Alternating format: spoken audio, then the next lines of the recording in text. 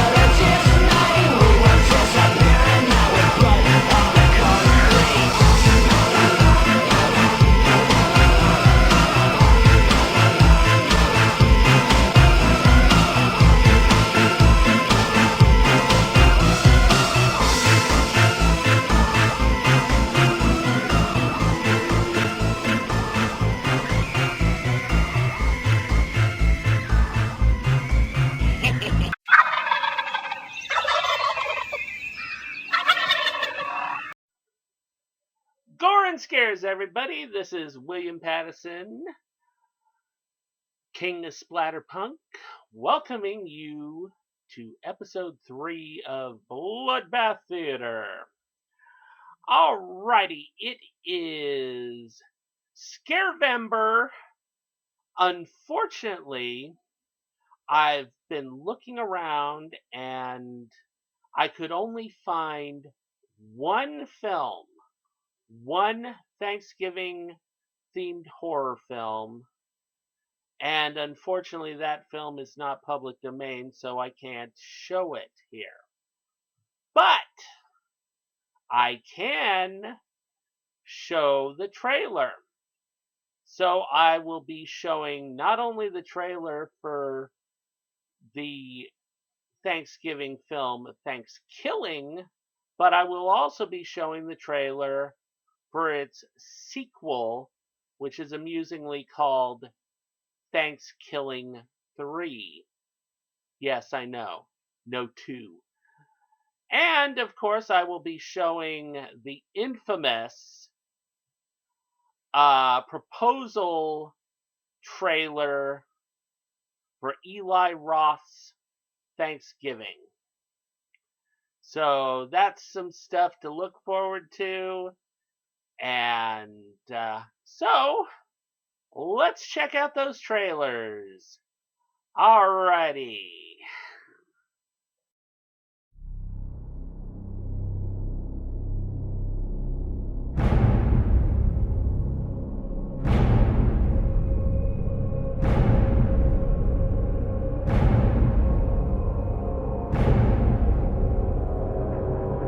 Guys, I was thinking, since it's Thanksgiving and all that, we should go around and say what we're thankful for. I'm thankful that your mom has the juiciest poon in town.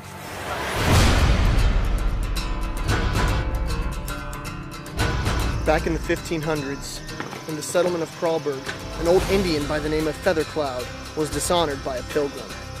Feathercloud necromanced a turkey that would stop at nothing to get what he wanted. Kill. Everything's gonna be okay. You don't believe me, do you? I do believe you. There's no such thing as an evil turkey. Whoa. There's no such thing as an evil turkey. This little baby bunny got its stomach gnawed open by a beak. Not just any beak. A turkey beak. There's no such thing as an evil turkey. There's no such thing as an evil turkey. Oh wait, I lied.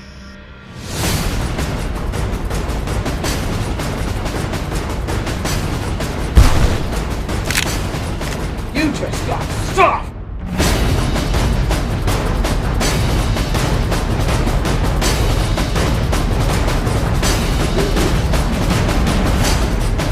Go deep, Johnny.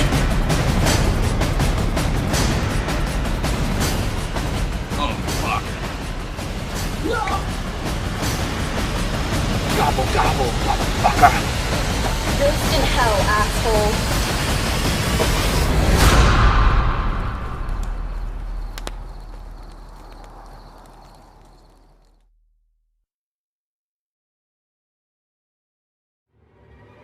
Turkey here with my new brown band trailer for Thanksgiving 3.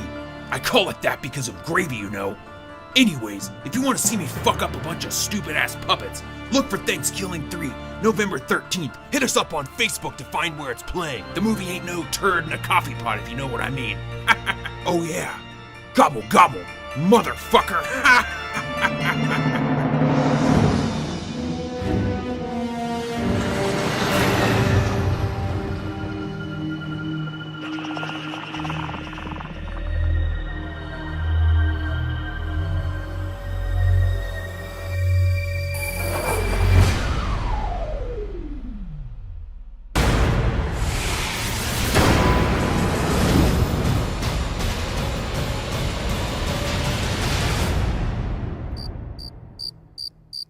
Oh, sorry. Always wanted to do that.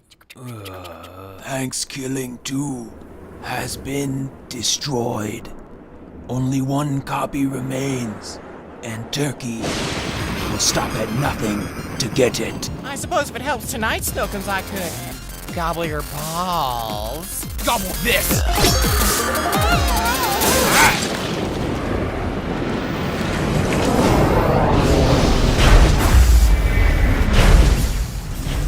Looks like early worm. Just got the bird.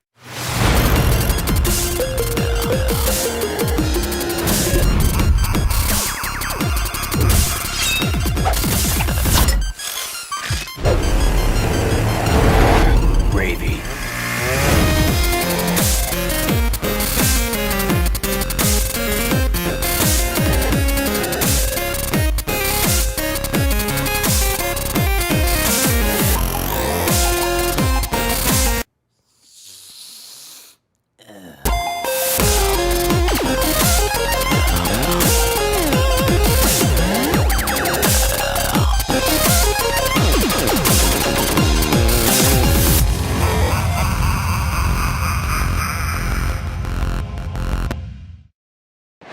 Thanksgiving just got fucked.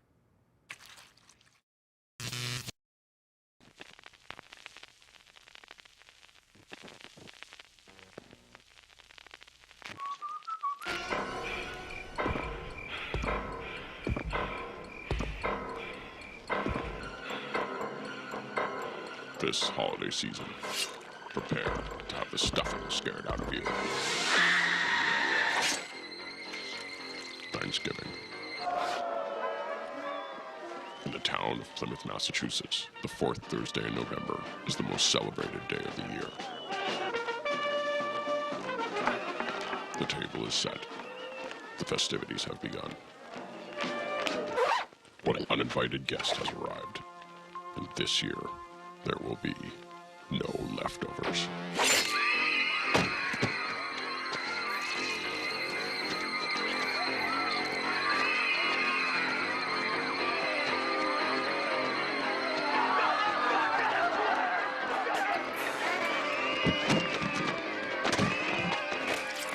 Thanksgiving.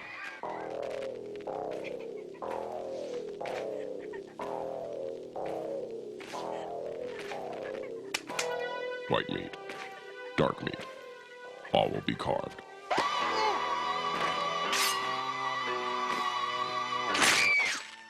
Thanksgiving. Come on, Judy, how about it? Happy Thanksgiving, baby.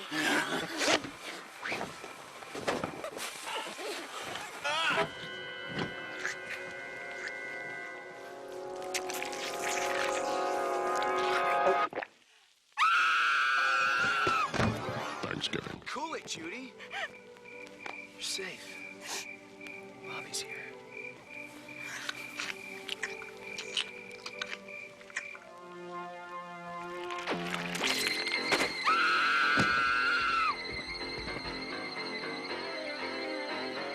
It's blood. Son of a bitch. Arrive hungry. Happy Thanksgiving, Grandma. Leave stuffed. From director Eli Roth. Thanksgiving. You'll come home for the holidays in a body bag. This February.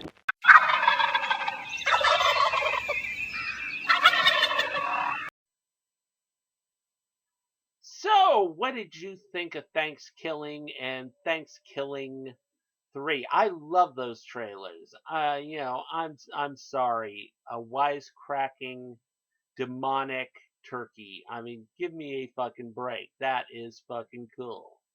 Also, of course, Eli Roth's Thanksgiving. I mean, that's great.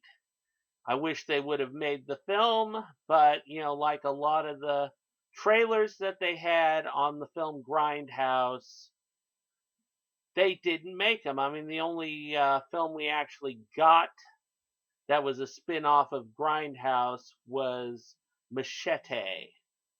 And Machete Kills, of course, the sequel to it. So, unfortunately, what can you say? Anyways, let's get started with our first film of the evening. The first film is actually, this month's theme is I Was a Teenage Monster. And so, what I've chosen for tonight for our first film is I Was a Teenage Frankenstein. Professor Frankenstein comes to America and he creates a hulking teenager monster from the bodies of dead athletes that he finds in a plane crash. Unfortunately, the creature has a horribly dismembered face. So, Dr. Frankenstein is actually out looking for a new face for his monster. Unfortunately, the monster goes out on a killing spree. It is a wonderful film, and it stars veteran actor Whit Bissell. And we'll have more information on the film after we show it. Alrighty, so let's get ready for I Was a Teenage Frankenstein.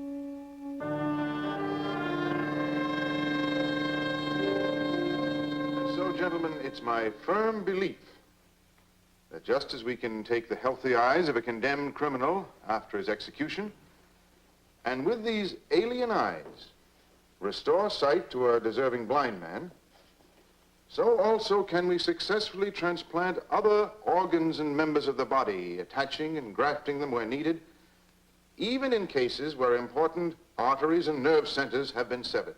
Professor Frankenstein, how can you ask us to believe such a preposterous theory? I beg your pardon, Dr. Randolph. I said I believe your theory is preposterous. Now, we're all men of science. We know about transplanting eyes and the special factors involved in transferring the cornea. But these other claims of yours, well, they're just beyond the pale of experimental medicine.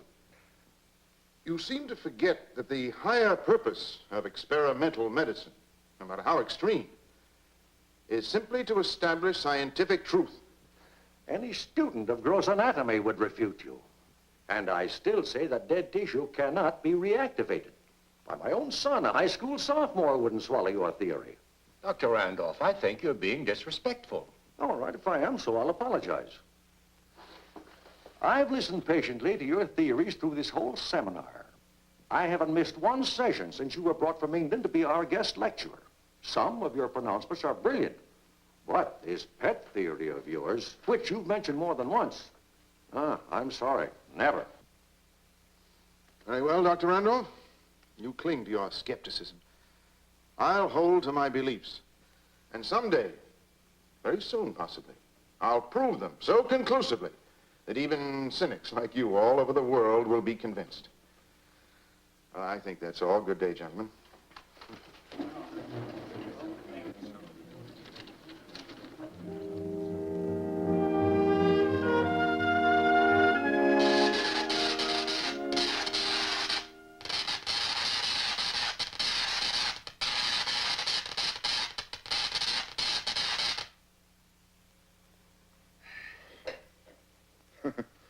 Patience, Dr. Carlton. Did you check the sweet foliage? Probably not. It seems that Dr. Randolph's remarks upset me more than they did you. Weren't you disturbed at such insolence? No. No, as a matter of fact, in some ways, I'm rather grateful to him. He forced my hand. And since you defended me so valiantly, and you're my close ally and fellow worker, our hand. Our hand? Yes. You've always supported me in all my theories in experimental medicine. Now you can help me prove them. How? Dr. Carlton, I plan to assemble a human being using parts and organs from different cadavers. You mean take one person's hand and another's leg? Yes, why not? Simply an intelligent adaptation of the principle of selective breeding. After all, if you breed morons, you beget morons. But when brilliant people mate... There are still risks, throwbacks. I eliminate all risks. I'm carrying the principle of selective breeding one step higher. You mean, of course, under the sponsorship of some medical institution? No. On my own. Right here, my own laboratory. You can't be serious. You don't dare. Don't dare. Don't dare. You know, I'm sure that someone spoke those same words and hurled that same challenge at that great ancestor of mine whose name I bear. And believe me, I'm serious. You see, the knowledge, the know-how, as you Americans put it, is in my blood. It's my heritage. But where Baron Frankenstein created a monster, I shall bring forth a perfectly normal human being, able to walk among normal people undetected. I'll point the way to perfection in the human race. Well, I applaud your ambition and I admire your courage, but when you propose to carry them out, I don't think I can help you. You see, I'm not a doctor of medicine. My degree is in physics. I know all about your qualifications, your research, your studies in X-ray, and that's exactly what I need. I'll provide the surgery. You'll provide the electronics. But you're reaching for the supernatural. To assemble a human being. I shall use only the ingredients of youth, not the worn-out body inhabited by an overtaxed brain. The old are dying, are dead. The whole trend is toward death. But if I'm successful, if I can create out of different parts a youth whom I shall instruct and control, I'll prove that only in youth is there any hope for the salvation of mankind.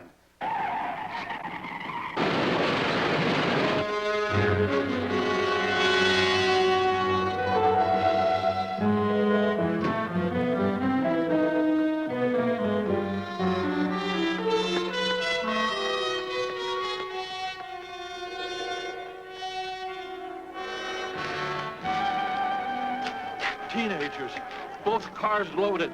Back from a party, I guess. Head-on collision. What a crash. I was right behind them. Jammed my brakes on as fast as I could. Seems to me I saw one kid thrown clear in the air. Over there somewhere. I'll call the police. Did you go over to him? Oh, not me. I can't look at that sort of thing.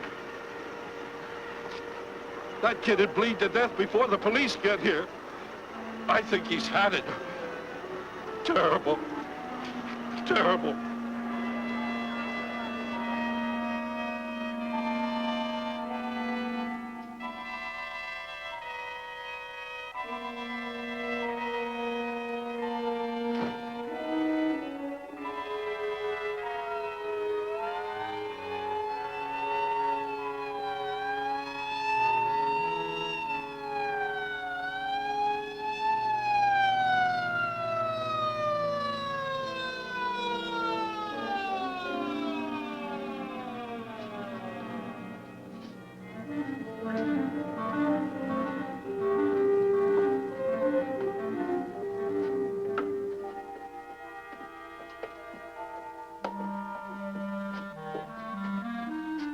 Steady him while I unlock the door.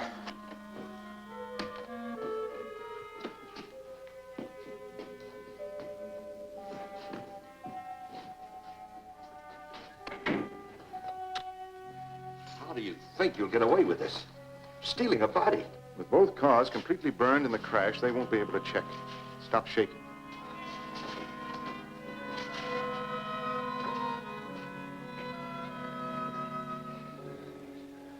Cold in here. It should be. I keep the temperature of the vaults at 36. Ideal for unembalmed bodies. Temperature of a morgue? This is a morgue.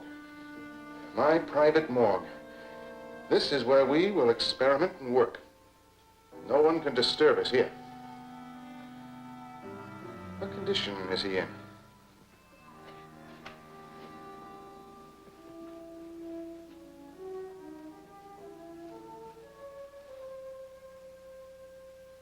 Tell me, what condition is he in? Dead.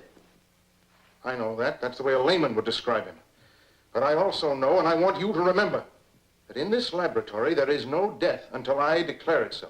Now, describe his condition. Well, the head's crushed in.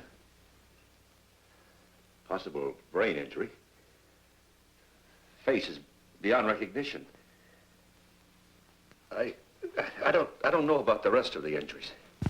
Dr. Carlton, you're a scientist. You mustn't be squeamish.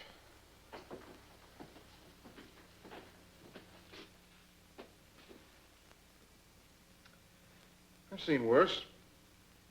Anyway, the face is a comparatively simple replacement. If the brain is uninjured.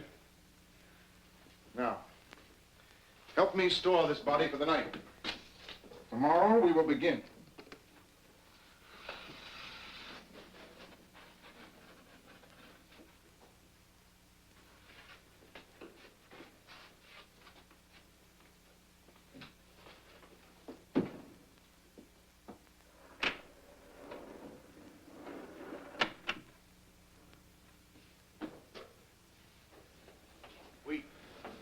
We'll need equipment. I'm prepared. You mean there are others? Only a few parts. Normal preparation for an experiment that will determine the fate of the world. Electrical equipment also. I've been assembling necessary parts for some time. As a matter of fact, in every city where I've lectured, I've made it a point to purchase one or two things that we'll need. We're quite ready to put everything together for our experiment. Professor, perhaps you'd better try and find another assistant. I don't think I have the stomach for this. Dr. Carlton, don't underrate yourself. I'm the best judge of your qualifications. I need you. And you need me. After all, that other experiment that you assisted me in about a month ago made you my ally. Of course, I could use another and uglier word, accomplice, but I won't. But when you started that, I didn't know. You made me believe that you were writing a book. Now you know I wasn't. And remember, it's too late to retreat. Now, I don't want to hear anything more about it. We're in this together.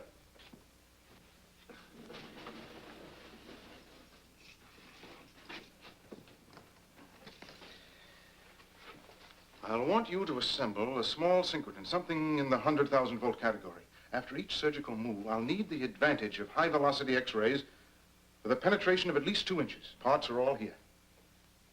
Do as I say, and you will share in the greatest experiment science has ever made. Well, Carlton, I think we'd better go and change our clothes for the party.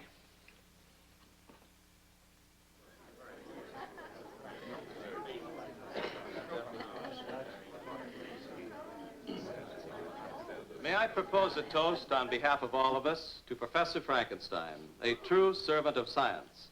And may I add that we'll miss his stimulating lectures when he has to return to his native England.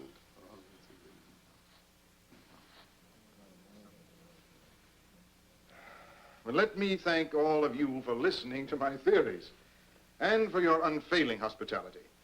I do have to return as I'm only a guest in your gracious country, but I shall miss you. To all of you. Would you excuse me a moment?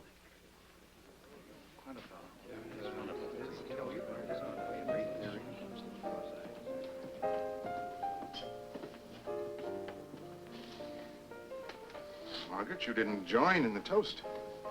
Well, I couldn't. It would be saying goodbye. I'm just not up to that yet. You know, there are many things I admire about you. Perhaps your honesty, most of all. You know I'm going to miss you. As your nurse? No, as a devoted friend. That's not enough. Or am I being too honest? You're being true to yourself and your sex. You know perfectly well. Science has proved conclusively that in all forms of life, the female pursues the male. Do you enjoy being pursued? By you, yes, especially when I'm caught. What do you mean? I mean, it isn't easy for a scientist to disassociate himself from his work. And that's why I thought that we could work together closely so that soon we might be together. I'd like that. Margaret, in the next 2 months, before my visa expires, I'm going to be engaged in the most important experiment of my life. You could help me enormously, more than I could ever repay, by becoming my assistant. Of course, I realize that would mean you'd have to give up your nursing post at the university hospital. You mean a temporary leave? Why temporary? I'm a man as well as a scientist. When my experiment is completed successfully, we could go back together. If you'll have me. You know, they tell me the Queen Mary's an ideal setting for a honeymoon. Oh, darling. Of course I accept. I want you to keep all disturbing factors away from me. Answer phone calls, mail, put off visitors, interviewers' requests for articles and periodicals and so forth, and postpone all my appointments. I want to see no one but my associate, Dr. Carlton. And of course, you. I'll be the best watchdog you ever had. Of course, I'll have to give up my room at the hospital. Well, I suggest you move in here. You could have a wing to yourself, and Mrs. Dietrich, the housekeeper, would be the chaperone. If we feel we need one. Sounds wonderful. I'll move in tomorrow.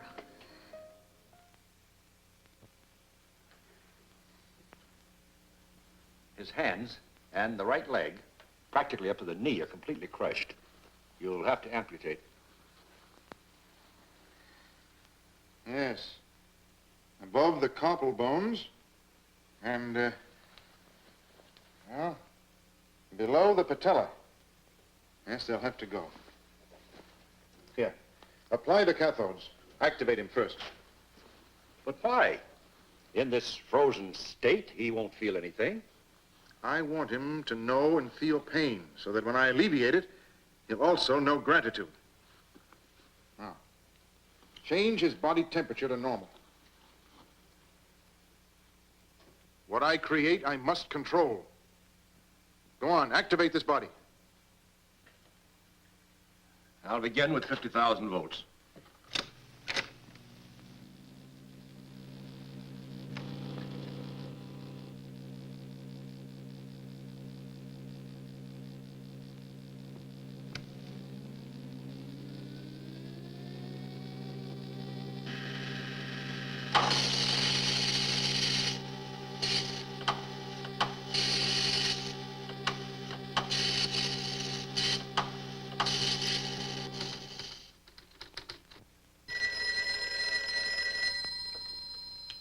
Professor Frankenstein's residence. I'm terribly sorry. He's seeing no one. Well, if you care to leave your name.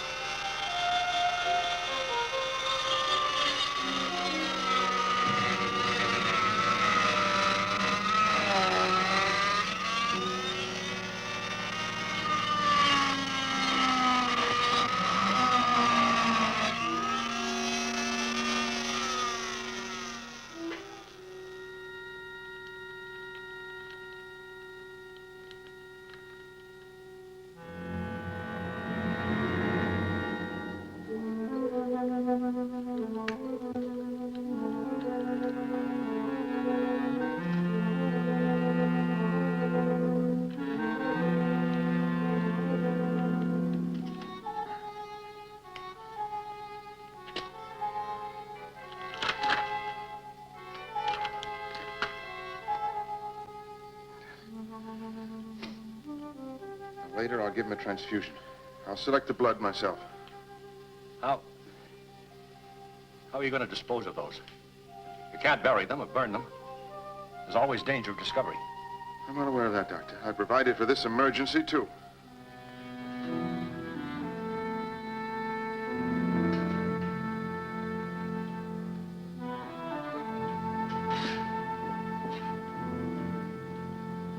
Come here.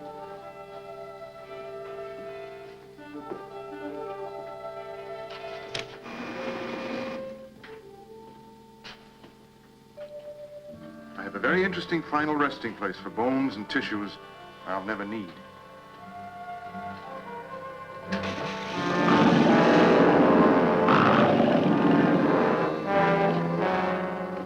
Now I have to get 2 hands and a right leg. Believe me, I'll see to it that the replacements are an improvement over the originals. Oh, my dear doctor, you look as if you could stand a drink. What? The scattered and partial remains of the Plymouth track team wiped out 2 days ago when a chartered plane attempting a landing in a thick fog crashed into the wild mountainside will be interred this afternoon in Fallbrook Cemetery. Poor boys. Oh, tragic. All those fine young athletic bodies, all those hours of training for strength, speed, endurance, gone to waste.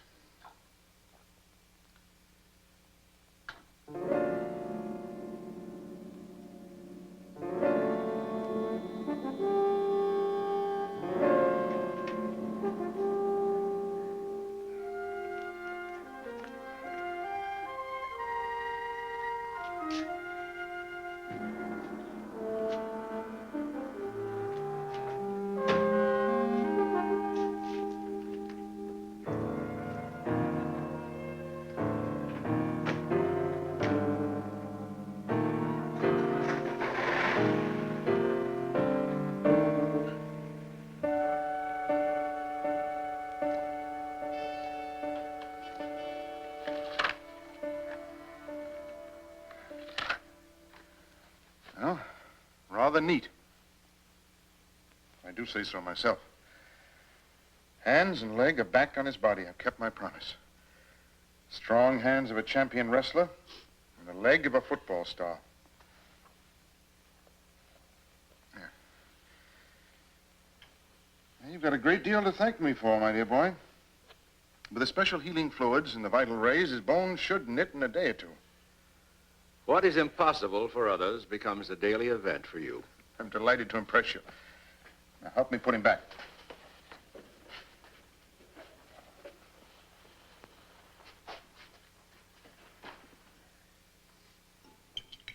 My, that was a nice dinner. It's excellent roast, didn't you think so, Margaret? I don't enjoy food the way you do. Maybe you need a little more exercise. The doctor and I work so hard, we're ravenous. Will you excuse us, my dear? I have some voluminous notes to complete. What's the matter? You're sulking. Good night, Margaret. Good night. Well, how do you think I feel being left alone all day? And in the evening, you either lock yourself in your laboratory with your experiment or you spend hours in your study writing up your notes. It's not much fun for me. Oh, you know, I hate to upset you. Well, I plead guilty, Margaret. I have neglected you. There just seems to be more and more work to be done. The pure, clear flame of science, as Huxley put it, is a hard taskmaster. But tonight, I'll put it behind me. Tonight, I'm yours to command. Now, what would you like to do? Anything, just to get out, to be with you, alone. A cinema? Or a drive. That's it. A nice, long drive. We can talk. And make plans. And relax.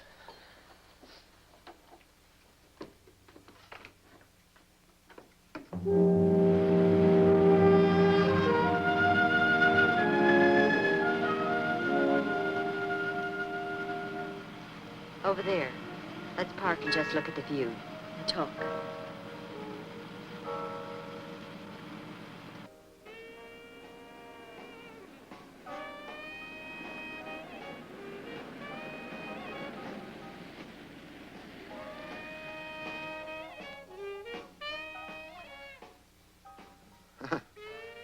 Seems like others have the same idea. They come up here for some quiet necking. It's a lover's lane. Oh, that's interesting. Sort of a private preserve for teenagers, huh? I suppose as adults, we're lucky to find a parking space. But we'll turn on the radio and do what the teenagers do. They tell me it's loads of fun.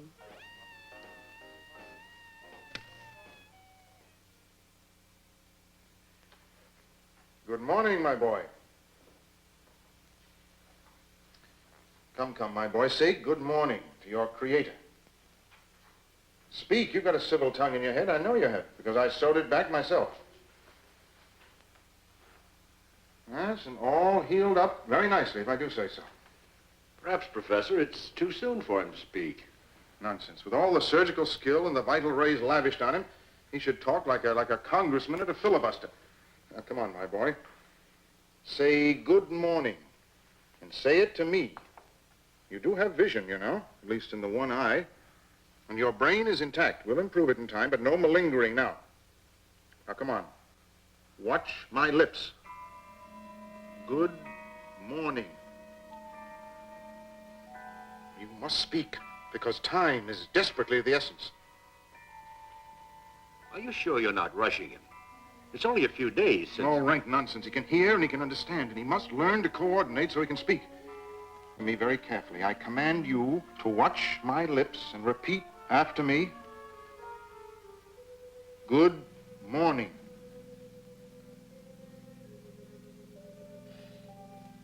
Good morning.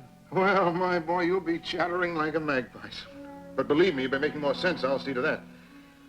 Ah, you see, persistence has its rewards.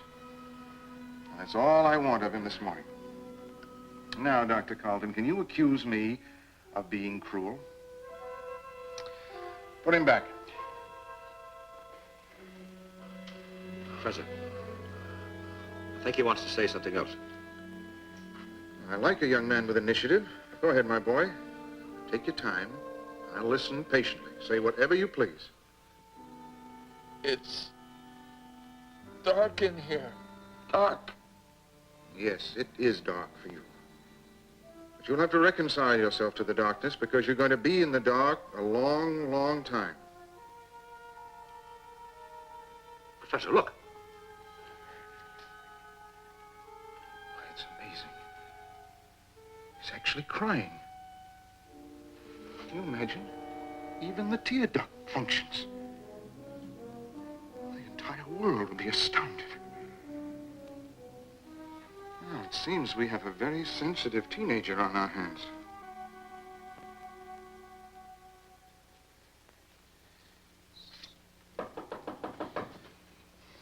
Come in.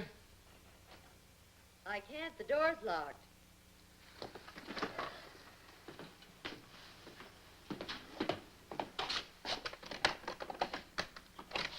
Yes, dear, what is it? Well, aren't you going to let me in? It's your fiancé, not the police. Of course, come on in. I'm sorry, but I just can't be interrupted. However, now that you're here... Well, if you're in a cross mood, perhaps I'd better wait. Oh, no. Come on now. Well, I want to talk to you. Even though the wedding is informal, plans have to be made. Details have to be worked out. The minister, the church, the guests. A girl doesn't get married every day. After all, this is the most important event of my life. I know, but I can't discuss it now. I've got too much work to do.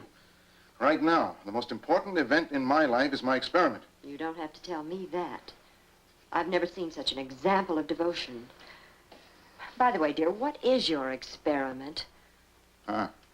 Until I'm successful, it's a deep secret. Even from your future wife? Even from my future wife. When the right time comes, you'll be the first to know. Well, if you won't tell me, I might have ways of finding out for myself. Such as? What ways? Tell me! Answer me!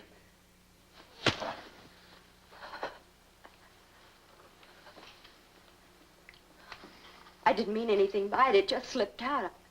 Words sometimes do. I have no intention of spying on you. I don't care if you ever tell me. Now, that's better. Oh, I'm sorry. I'm sorry, darling. Forgive me. I know this experiment must be getting on my nerves. But you understand a scientist's devotion to duty. I'll be finished soon. And we'll be married and off on our honeymoon.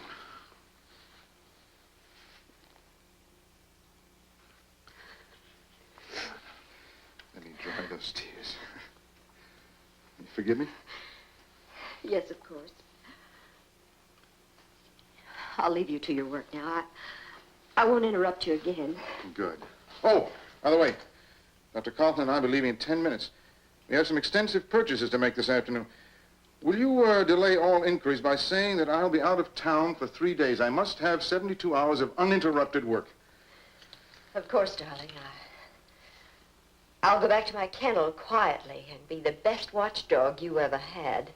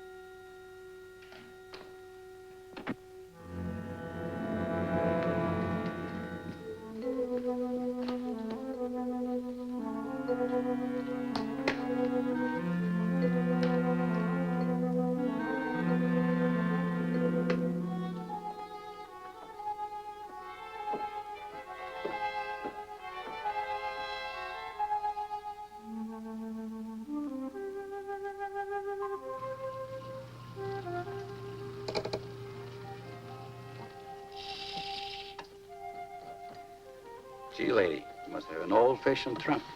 I never seen a key like this since I left the old country. Thank you.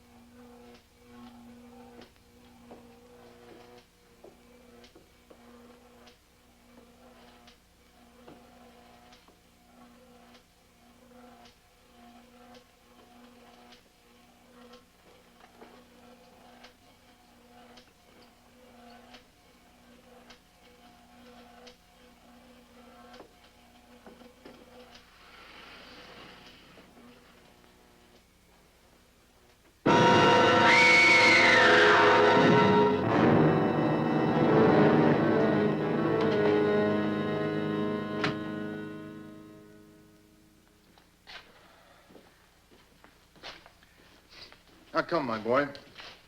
If we're going to impress a skeptical world, we'll have to make faster progress. Watch my lips. Observe them carefully, each and every move. They will guide you. Yes? Yes, sir, would be preferable. In England, you know, we have a little more respect for the older generation. Yes, sir. That's better. Better articulation, too. Now, concentrate. And repeat after me. Beware of false prophets, which come to you in sheep's clothing. Beware of false prophets, which come to you in sheep's clothing. But inwardly, they are ravening wolves. But inwardly, they are ravening wolves. Very good. I knew that a young mind would respond better than an old one. Now, that's all the mental work for today. Our main concern is with your physique.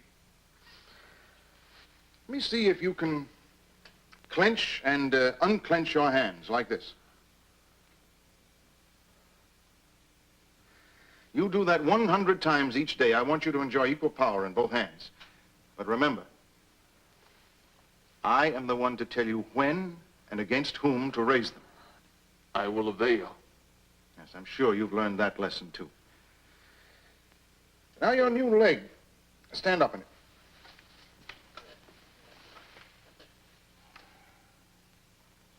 it.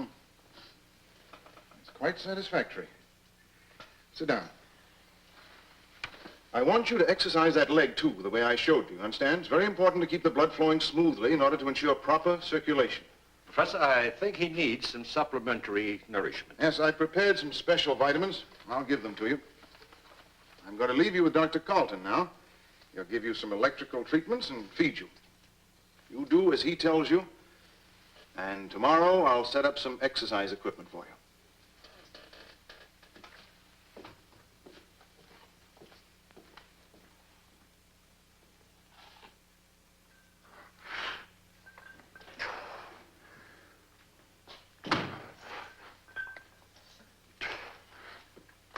Excellent, my dear boy. Excellent. Your new hands are getting stronger every day. Well, you can rest now. You know, with your remarkable mental and physical progress, and of course your obedience to me, you've made me very happy. Someday you and I are going to astound the world. A wunderkind, created by me, a teenage marvel. What's the matter? Aren't you pleased with all this? You are happy. But I am not. Why? Because you make me live down here. When will I walk among people? Don't badger me. You keep asking that question again and again. You will walk among people when I feel the time is right. When will that be? Never? You dare question me? I want to know. Why not now? I'll show you why not now.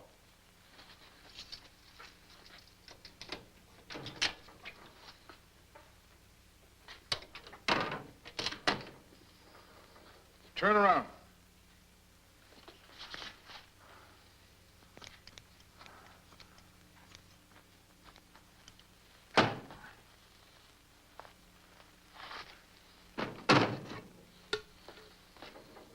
Now look!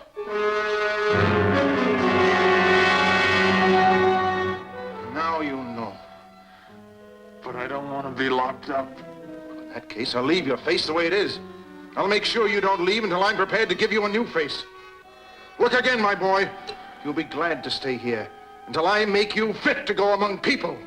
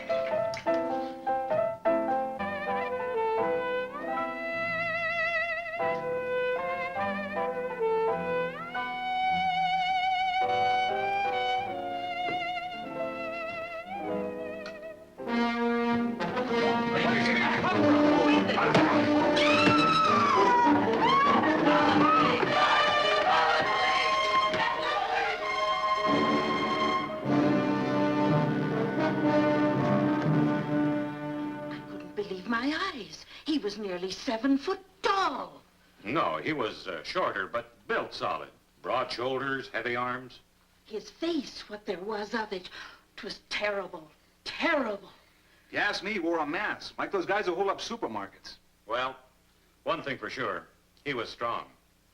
He hit me like I was a baby. I've never been hit so hard. Have any of you ever seen him before, hanging around here, prowling?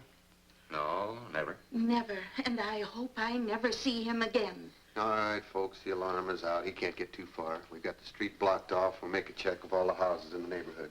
Now, why don't you all go back to bed and get some sleep? Now, be on the safe side. Make sure all your doors and windows are locked.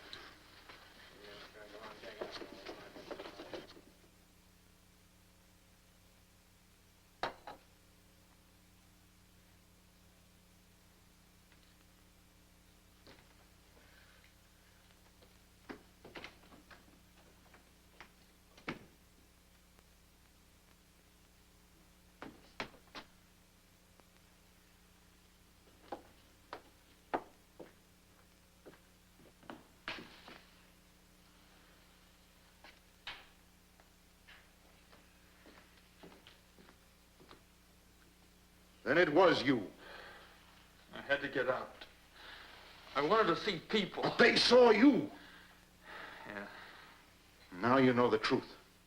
Yes, I frightened them. Everybody who saw me, they ran. I told you they would. But I didn't mean to hurt. Hurt? You killed a young woman. You've got the police down about our heads like a pack of baying dogs. By disobeying me, you not only endanger our lives, but you put my whole experiment in jeopardy. I didn't know. From now on, I'll obey you. It may be too late. As a matter of fact, in order to protect myself, I should do away with you altogether, destroy you as dangerous evidence. No, please don't. I'll do what you say. You better. There's a slim chance I may still be able to cover up for you. But from now on, you do exactly as I tell you. I will. Now, not a sound out of you. Until this danger blows over, I must keep you absolutely silent.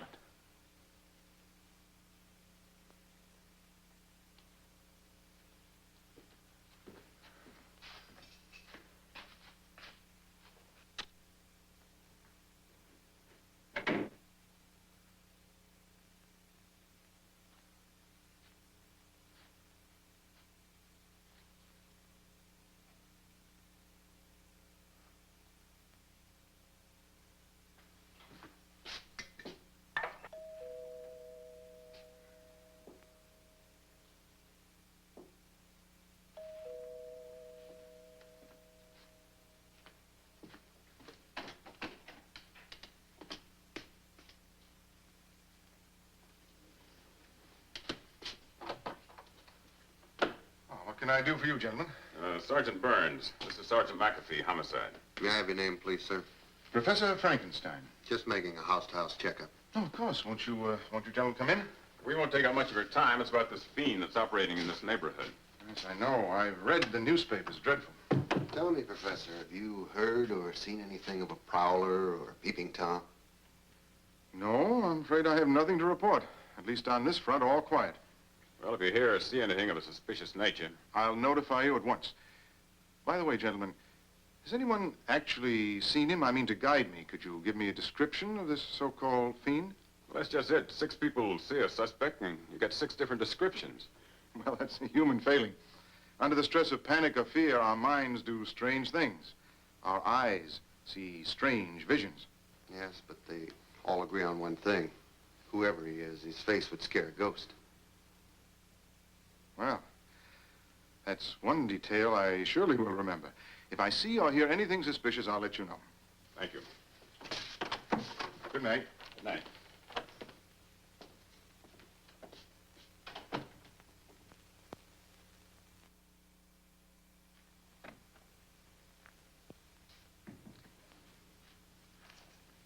Margaret, who is this man? Oh, darling, this is Mr. Saxton. He's from a jewelry company. Saxton and Sons. We're the oldest firm. What's he doing here? Well, I asked him to come. But the big day drawing close. Come on, dear. I need your help to select an engagement ring and a wedding band. We have some excellent sets, sir. Won't take but a moment to show them to you. Now, that 3-carat square cut, without a flaw, the one your fiancé is wearing, with wedding ring to match. We call that set Joy in Mayfair. Why, all the very best people are buying it. I don't care what the best people are buying. Beauty calls to beauty, and your pretty fiancée should have the very best. Don't you tell me what my fiancée should or should not have. Get out.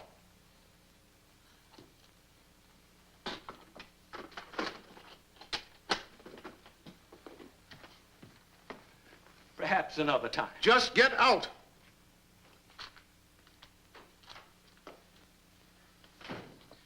Now, Margaret, I suppose to make me feel guilty, you're going to burst into tears.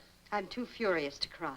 You know I gave strict orders not to be interrupted. And today of all days, when I've already lost precious time. I thought the great man could spare his fiancée a few moments. And you know I do not allow strangers in this house. Well, he's nothing but a harmless salesman. He didn't come in here with a tape measure or a magnifying glass and fingerprint powder. I don't care. I don't want any strangers in this house. Why? Are you hiding something? What do you mean by that? I mean that I know you are hiding something. You explain yourself. I don't know what you're trying to prove or how, but I saw your great scientific experiment. I saw your monster. You actually saw him? Yes, in the vault in the cellar, where you and Dr. Carlton work so feverishly day and night. Yes, I saw him. How did you get in? I took an impression of the lock and had this key made. Well, I must say, my dear, you certainly are resourceful. I reasoned it out, and I came to the conclusion you didn't want to marry a fool, a puppet who would simply obey you blindly. I had the feeling I had the right to know what you were doing. I'm not brilliant, but as your future wife, I felt I should know what you were striving for. To help me to understand you better. Perhaps love you better. For better or for worse, darling, I do love you. You know, Margaret, I don't deserve you. I'm glad you found out for yourself. I like that quality in you, initiative. It sets you apart from other women. In time, I would have told you about my secret, but you've convinced me that it's better that you know now. Don't worry, darling. Your secret's safe. Now 2 of us are guarding it. How well you put it. I'm not worried. I trust you more than any human being in the world. I can't tell you yet just what the master plan is for what you call the monster. Perhaps if I'd known, he wouldn't have frightened me. Well, he won't anymore. You must think of him as a creation of science, like a machine. Now, you wouldn't be afraid of a machine, would you? No, of course not. In the meantime, I think we should both be grateful to the monster. If possible, he's brought us even closer together. I love you. I don't need to tell you how I feel about you. Oh, I'm ashamed of myself. My bad manners, my lack of consideration for you. Here you are, darling. Now, you take this down to the jeweler and buy that matched set. What was it called? Joy in Mayfair? You just fill in the amount.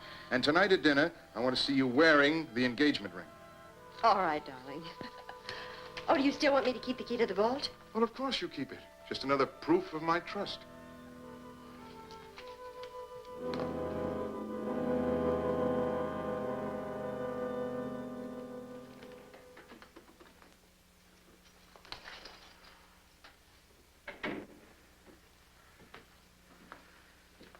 Well, my boy, I think we're safe.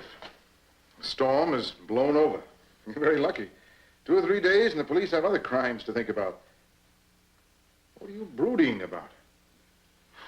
Keep thinking of the day when I can go out and be among people, and they won't run away from me. The day when I'll have my new faith. Well, actually, I was planning to begin on that tomorrow. You were?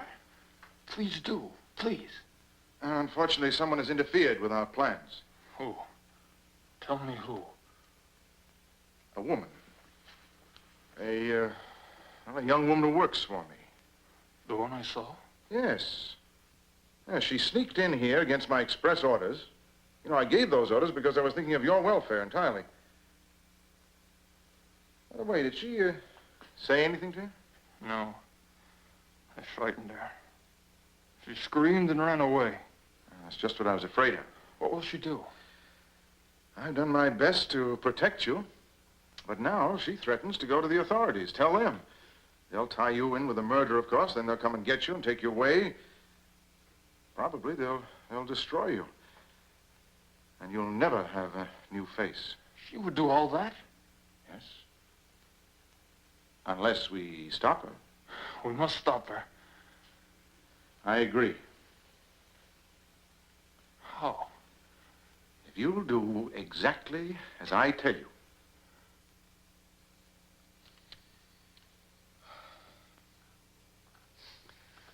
Darling, I'm afraid I'm going to need your help. Of course, dear. Telephone calls, errands, dictation. You certainly have a good eye for trinkets. You call that a trinket?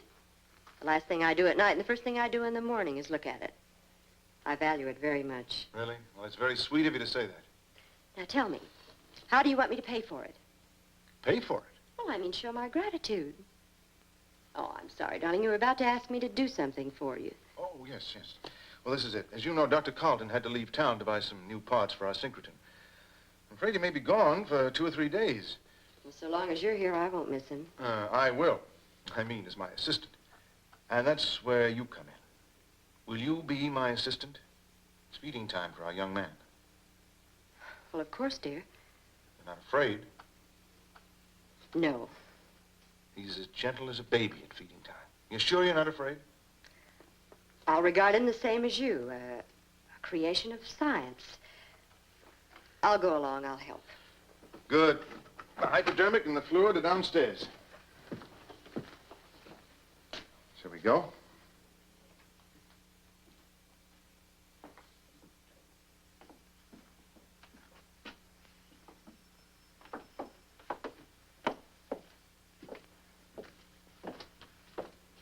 Go ahead, my dear. You open the door. Use your own key, the one you so ingeniously had made.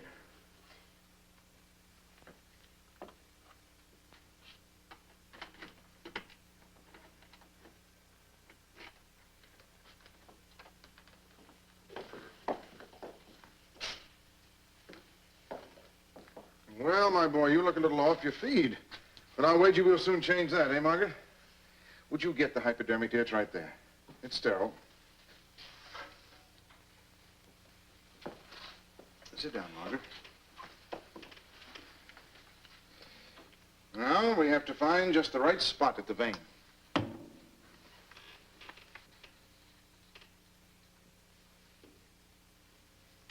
There it is.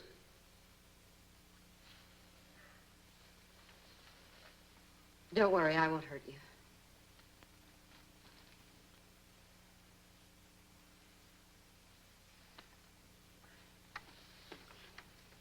I'll be right back, dear. I'm just going upstairs to get a supplementary vitamins.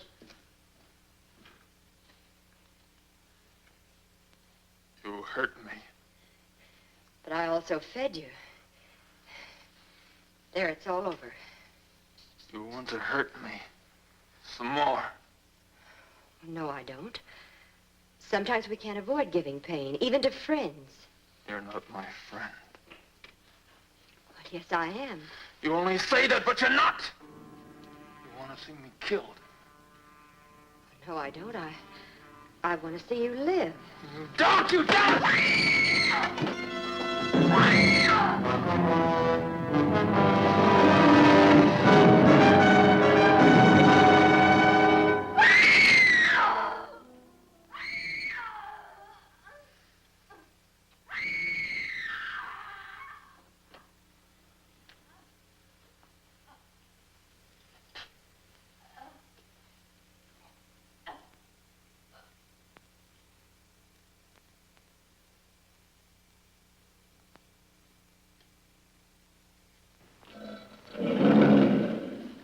Poor Margaret. You've done your work well. You've earned your reward. My new face? Exactly. Tonight, I'm going to lead you out of this darkness. We'll go among people. Discreetly, of course. You'll be able to pick the face that pleases you. Then it will be yours.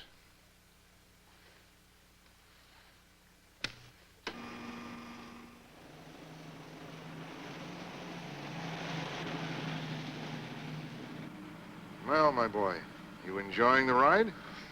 Night air is stimulating, isn't it? I like to breathe, but I'm afraid to be in a car. Well, that's natural. You were killed in one. The memory of that crash was embedded in your brain. Will I always be afraid? No, you'll get over it. You're young.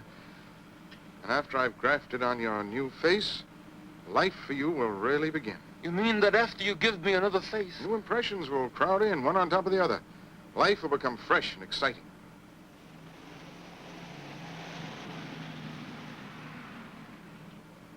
It'll take time and patience.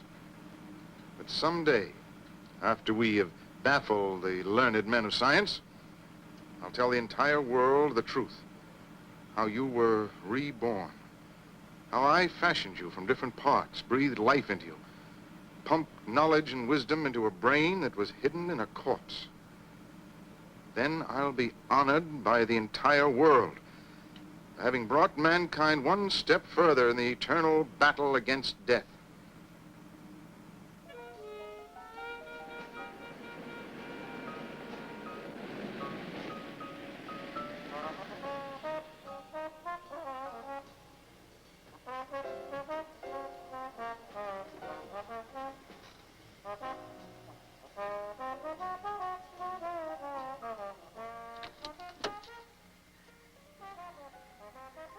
Saw that young man's face? He's rather handsome, I thought. Even drugged by passion, it has brightness, intelligence.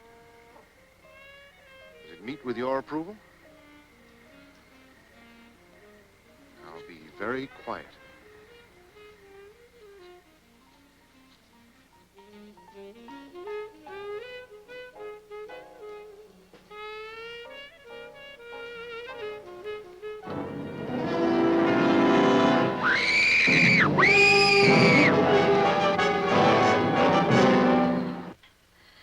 The doctor gave strict orders that she mustn't be disturbed.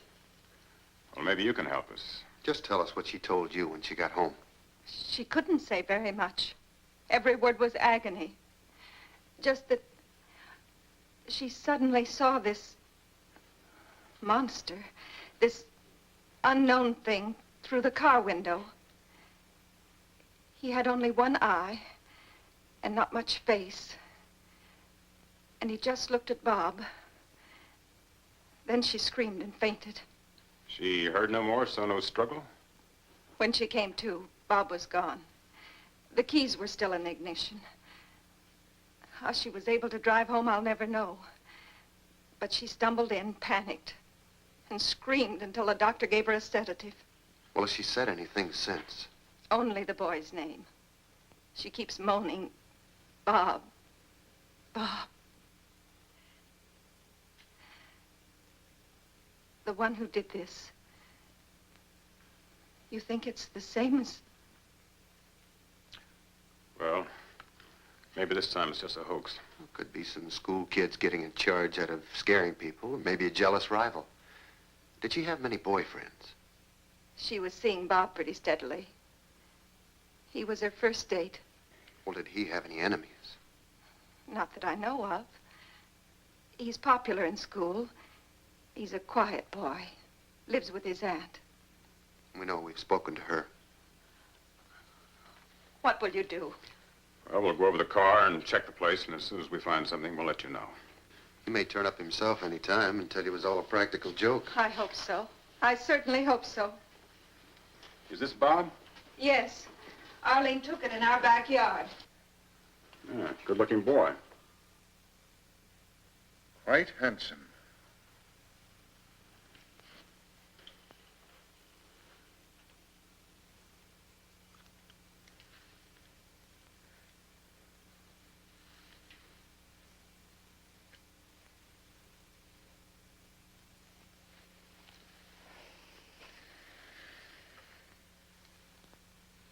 Quite handsome. Here, my boy.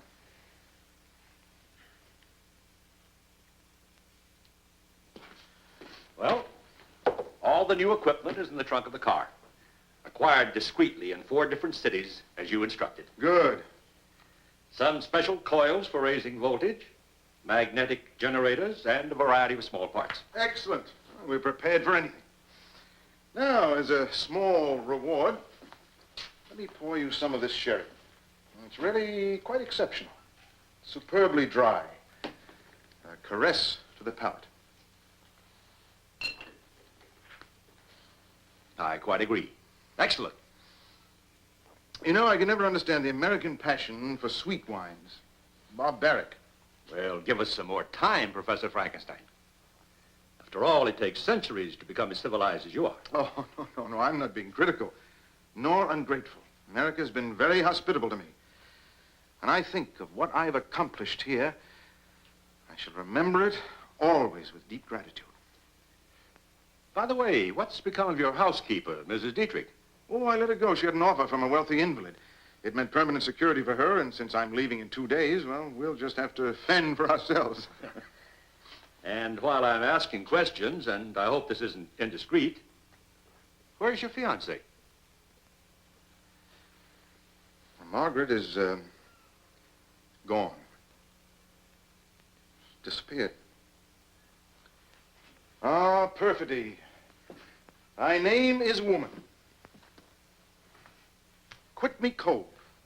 After I'd stolen precious hours away from the experiment to select this for her, an engagement ring. It was rather expensive, too. That's a pity. You mean she just up and disappeared? Packed up all her things, secretly. Left me rather a bleak note, something to the effect that our marriage just wouldn't work out. And all this after I had not only offered her my heart, but also my deep faith and trust. Did she go back to the hospital? No, I telephoned there immediately. I hoped I might be able to persuade her to change her mind, but, well, she just disappeared. Well, I suppose it's understandable in a way, and very embarrassing for her to have to admit that she'd given her heart even briefly to the wrong suitor. But isn't that the way of women? They make us poor men suffer for their blunders. Well, Doctor, in time my heart will mend, but now I must lose myself in my work. I must devote myself to science and research to the exclusion of all other interests. I suppose it's the only thing left. I think you'll agree with me when I show you what I've accomplished. And believe me, this is far more significant than the flight of a silly, emotional girl. This has to do with our young man. Something's happened to him? I would say so.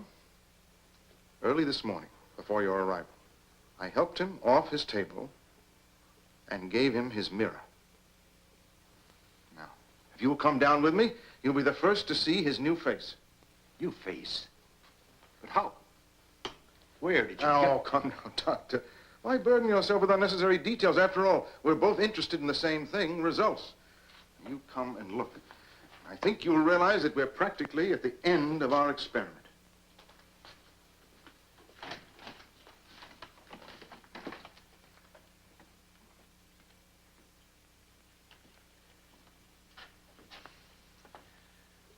Show Dr. Carlton your new face. Amazing. Absolutely amazing. Why, when the stitches are out, he'll pass for a normal, quite attractive teenager. And you agree it's a success? Stupendous success. And what's more, no one will ever know. Well, I'm not so sure about that. After all, this new face wasn't grafted on from oddments. There's a chance of it being recognized, especially in this region. At any rate, I'm taking no risks.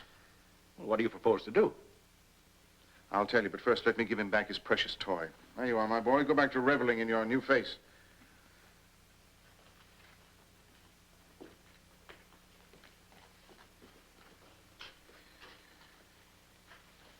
I'll tell you what my plans are. Actually, our plans. We're going to take him to England. It'll be much safer to launch him there. But how? You need a passport, identity, a name, and assuming that you can safely prove all those, you can't keep him locked up in the cabin for the whole voyage. And after we land, customs, immigration, well, we'll come up against all kinds of questioning authorities. Oh, you do run ahead, my dear Carlton. Now you do run ahead. Those packing cases over there are stamped electrical apparatus. Actually, that's what they will contain. The parts you just purchased and the rest that we dismantle. They seem large enough. Larger. Each one of those cases has a false bottom. I don't think I quite understand. I assembled him, didn't I? I disassemble him here, preserve the parts, and later, in England, I reconstruct him. In my London laboratory, I have the same facilities, the same equipment, and the same assistant, you. Can't do that. It's too inhuman. I can't be a part of such a fiendish plan. You can and you will. You've got no choice. And actually, there's no time to be lost.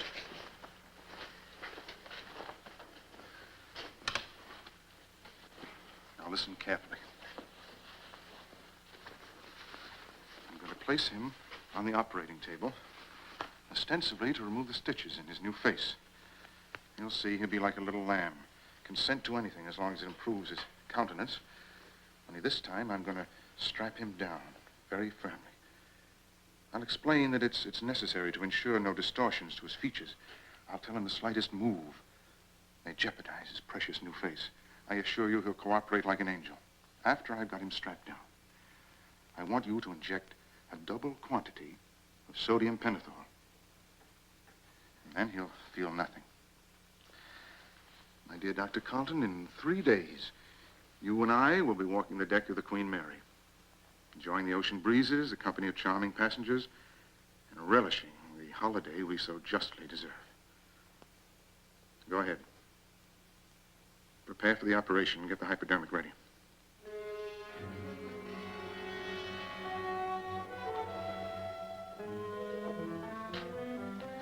Well, my boy, you're quite proud of your new face, aren't you? Yes. With it, I can walk among people. They can see me and not be frightened. Not quite. But after I've removed the stitches, no one will be able to tell a thing. Then your new face will be yours permanently. Let me have the mirror. Don't get on the table, my boy. We've got to get you ready.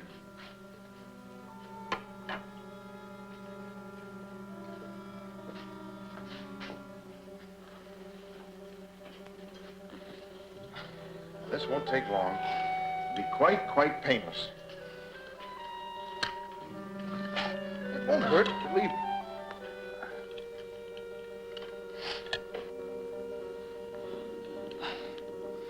Go ahead, give him the pentothal. No, I don't want that. I know what's best for you. No, you want to hurt me. Go ahead, silence him, fool. His arm's not steady. No, you won't.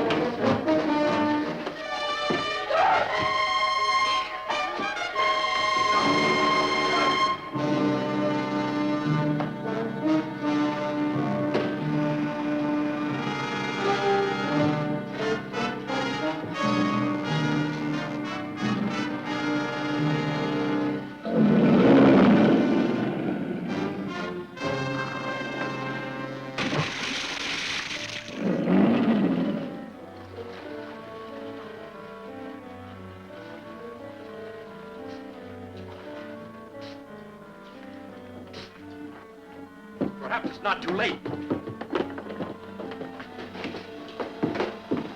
Where's Professor Frankenstein? It's too late. Come over here. Maybe he'll listen to you. Tell him to come with us. Warn him not to resist, to let us take him away. You heard. They won't hurt you if you come. I want!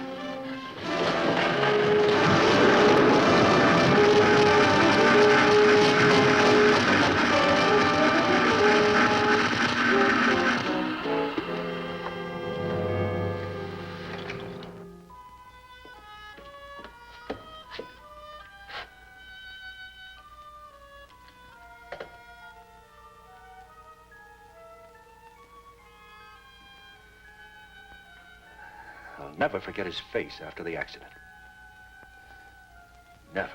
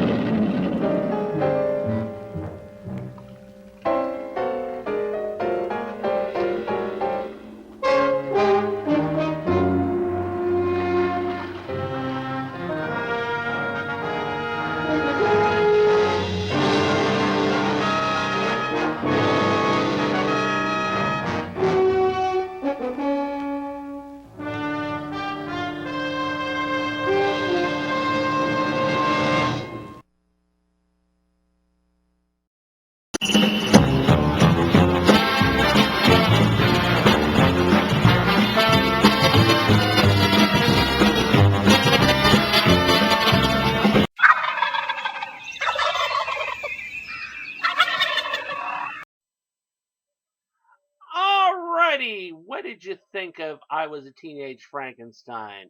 I absolutely loved it. I used to watch this film over and over again on Creature Features. This was part of my childhood. I absolutely loved it. Unfortunately, there's not a lot of trivia on this film. The thing is that the drive-in theaters that played this film would play it with the Hammer classic Horror of Dracula. So the thing is that they would put on their chills, thrills, you would be scared to death, and the scares would last you for days. That was pretty much it. Except for, of course, Whit Bissell shows up in the next film that they made in the I Was a Teenage series, which was I Was a Teenage Werewolf, which we will talk about after we go on our intermission and we see trailers for the next Bloodbath Theatre. So check them out. Let's all go to the lobby. Let's all go to the lobby. Let's all go to the lobby to get ourselves a treat. Delicious things to eat. The popcorn can't be beat. The sparkling drinks are just dandy. The chocolate bars and the candy. So let's all go to the lobby to get ourselves a treat.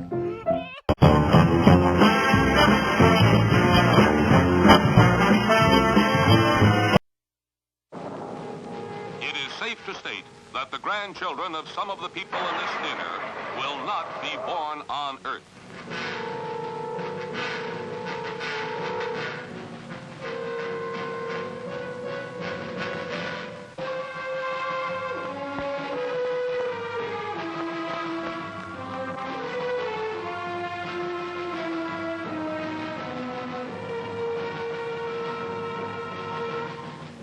They come from the bowels of hell, a transformed race of walking dead, zombies guided by a master plan for complete domination of the Earth. Plan 9 from outer space.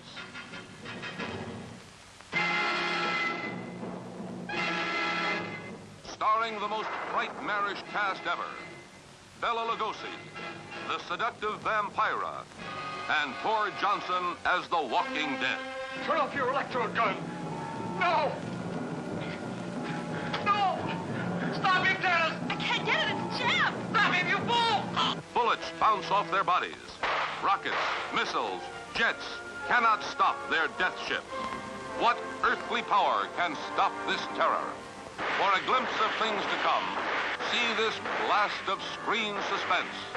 For it could be happening right now.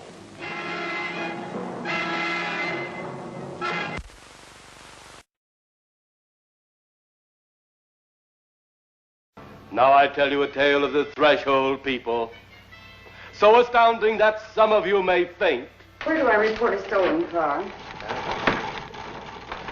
Come in here. Well, your call got me just as I was getting out of the shower. That clapper on the door was meant for announcing visitors.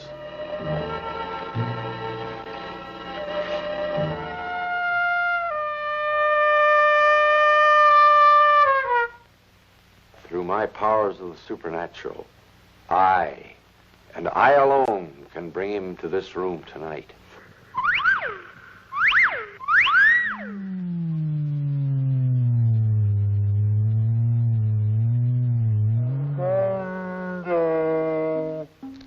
What do you want? Oh, I'm frightened, Carl. Of what?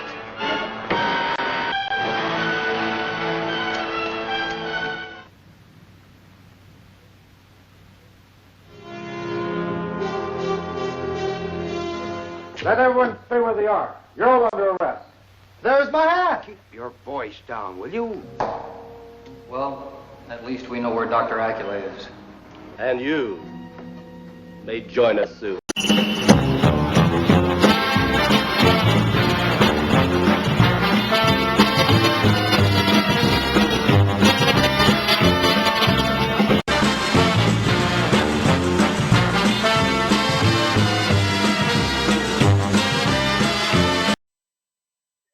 Alrighty, weren't those wonderful trailers? And I absolutely love those intermission animations. They're just so much fun. Alrighty, so now it is time for movie reviews. This time we've got a wonderful, absolutely wonderful psychological horror film by director Anthony Waller. It is called 9 Miles Down, and it stars former Highlander the series star Adrian Paul and actress Amanda Durg. Yeah, Durg. Anyways, Adrian Paul plays Thomas Jackman. He's a security expert who is sent to a remote scientific drilling camp to investigate why the company has lost communication with the scientists there. The scientists were actually drilling farther into the Earth's core than has ever been done before. And when Jackman gets there, he finds the camp abandoned except for a single woman who claims to be a scientist. And it is after this that strange things start happening. And Jackman has to go through and figure out what the hell happened here, why the camp was abandoned, who this woman is, because he can't find any record of her being there. On top of that, he's dealing with a weird situation where it looks like the people in the camp had been going insane. He finds these weird cryptic pictures and stuff written on the walls, and these cryptic logs by the head scientist. And so he's trying to figure this out. You know, is this paranormal? Is this the fact that something is, some kind of a gas is coming out of the hole there's just this weird stuff. On top of that, the crew taped this weird audio from down in the hole. It sounded like human screams and people begging for release. So, is there some kind of a hellish demon loose? Or what? What is going on here? And I have to say, I absolutely love this film. This film reminded me of a 1970s film that I watched called The Bermuda Triangle. And in that one, a rescuer is trying to figure out what happened on this boat and trying to, debunk all the supernatural stuff that the survivor, tells him everything that happened. And he, it turns out at the end that the survivor is actually the devil, and it ends up taking over his body. But this one reminded me a lot of that. It had the same tone to it. And so I really loved it. I loved what they did with the characters. I loved the psychological aspect.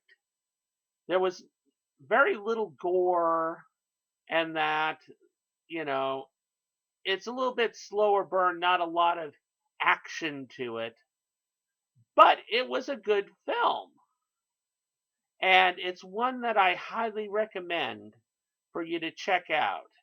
I mean, honestly, I've seen poor Adrian Paul's career fall down over the years, since doing Highlander. But this was one of his really honest to goodness, wonderful performances. So definitely check out 9 Miles Down.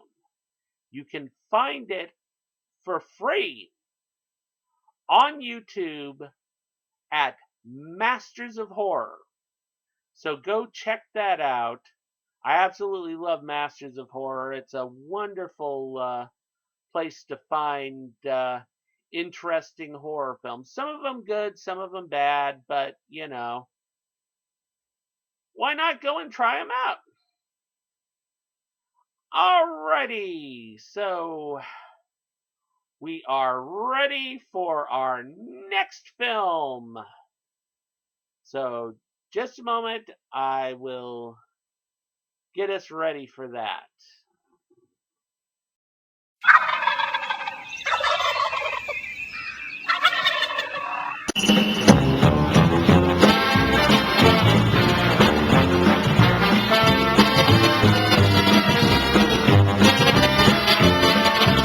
Alrighty, are we ready for our next film? Our next film is the classic I Was a Teenage Werewolf. A hypnotist uses a temperamental high school student and gives him a serum that turns him into a vicious werewolf. And that werewolf stalks the high school, killing cheerleaders and anyone else who gets in his way. This one is another classic that I used to love on Creature Features, and it stars actor Michael Landon. And I'll give you some more information on that after we see the film. So let's check out I Was a Teenage Werewolf.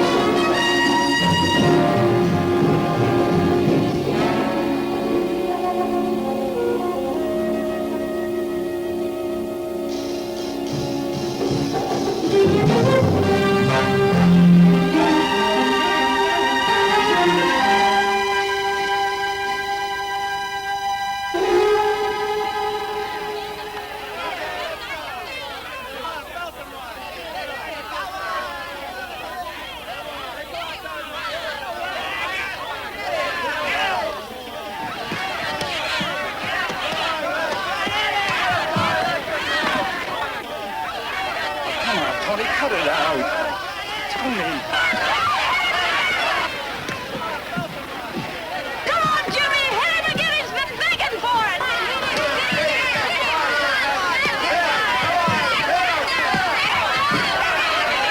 Please, Tony! You got enough? How do you spell it?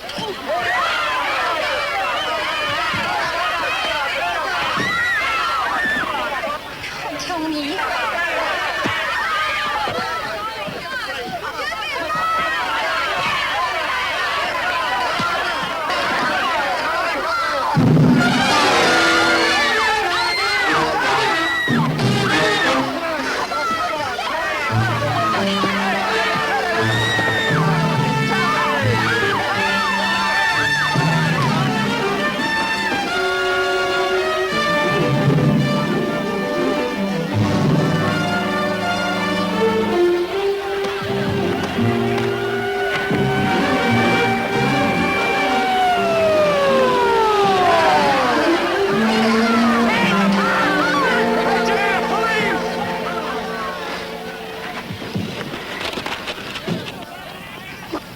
What's going on here?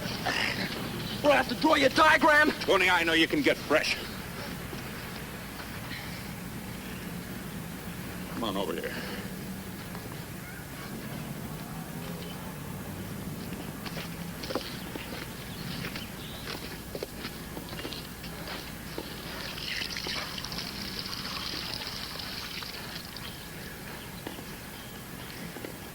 Wait for me in the car, Joe.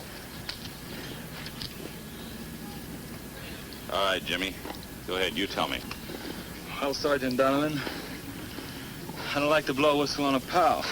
A pal yet. Well, you started it. Look, you started it. Just slap me on the shoulder. It was a friendly tap. I don't know what you got so excited I don't about. like that kind of friendship. I don't like to be hit from behind by anybody, anytime. I don't like to be touched. Okay. The way you jumped me, you think I tossed a brick at you. Right off, he challenges me. And I tried to kibitz him out of it. I'm beginning to get the picture. Yeah, and I even told him I was sorry. That's right. I apologized. You can ask any of the guys. Didn't that satisfy him? No, he wanted to fight. I know I'm bigger than he is. But he wanted to fight. Look, what are you, the referee or in his corner? No, Tony, I'm really in your corner. If I can just get you to see it. Well, I guess you can pick up your marbles. I'll try to low-key this in the report, but what your principal wants to do, well, that's her business. Now, wait a minute. Before you go, I want to see you two fellas shake hands. Come on, come on. It'll look better in the report. Sure, a happy ending, huh? I'm sorry, Tony. I guess I lost my head. I burn easy. No, Tony, you really ought to smile more often. Sure. Win friends and charm snakes, huh? That's just what I wanted to talk to you about. You're suspicious of everybody. You act like the whole world's your enemy the way you flare up. Oh, people bug me. That's right. Hide behind jive talk. People bug you. Well, people bug me too, but I don't go around clouting everybody. Come on, finish your beef, will you? All I know is you've been in trouble a half a dozen times. You don't have any official record yet, but you're sure working up to one. What, you got a crystal ball, huh? I pulled you out of fights 3 times myself in the last month. You're just lucky there weren't any formal complaints. The time before this in the supermarket. It was the checker's mistake. Yeah, but you didn't even give him a chance to rectify it. Boom, you throw a carton of milk right at him. Look, Tony, I'm just trying to tell you that you need help. What kind of help? Well, there's a prominent doctor, Dr. Brandon. He's a consulting psychologist out at the aircraft plant. He's been working with the police department without charge, trying to help difficult kids adjust. What's this adjust kick? Polish off the rough edges. Adjust. Adjust to what? To everything. Teachers, parents, other students. You know, some kids have a tougher time than others, and it's not necessarily their fault. Now, this Dr. Brandon, well, he's modern. He uses hypnosis. Oh, no. No! No head shrinker for me, thank you. You know, that's all I need. That's all I need. Tony the Flip. No, sir, thank you. You keep the man in the white coat for the goofs. I can take care of myself. The way you have up to now? The way I have. Then you won't let anybody help you. Not into a straitjacket, I won't. Look, you hold me on any charge? No. Then I can go. Yeah, you can go. But this is the last warning, Tony. If you get into trouble again, don't expect it to be a breeze like this. I can't let you off. Okay. I heard you.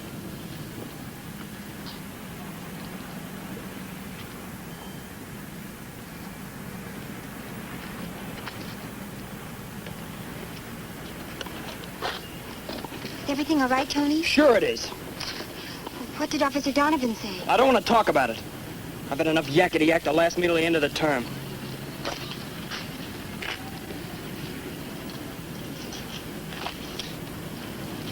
Look, I'm sorry, Arlene. I say things, I do things, I don't know why. I try to control them, it's too late. I've gone too far. I don't know. I get a certain feeling, and I have to... I don't know. I just don't know. Tony, you must try. Yeah, I'll try. But not Donovan's way. What's his way? He wants me to go to this head shrinker, Dr. Brandon. Like I was a flip or something. Is that the way he said it? No, he sprinkled a little sugar on it. But I'm not having any, thank you. Oh, Tony. Okay, I'll try. But my way. Come on, I'll take you home.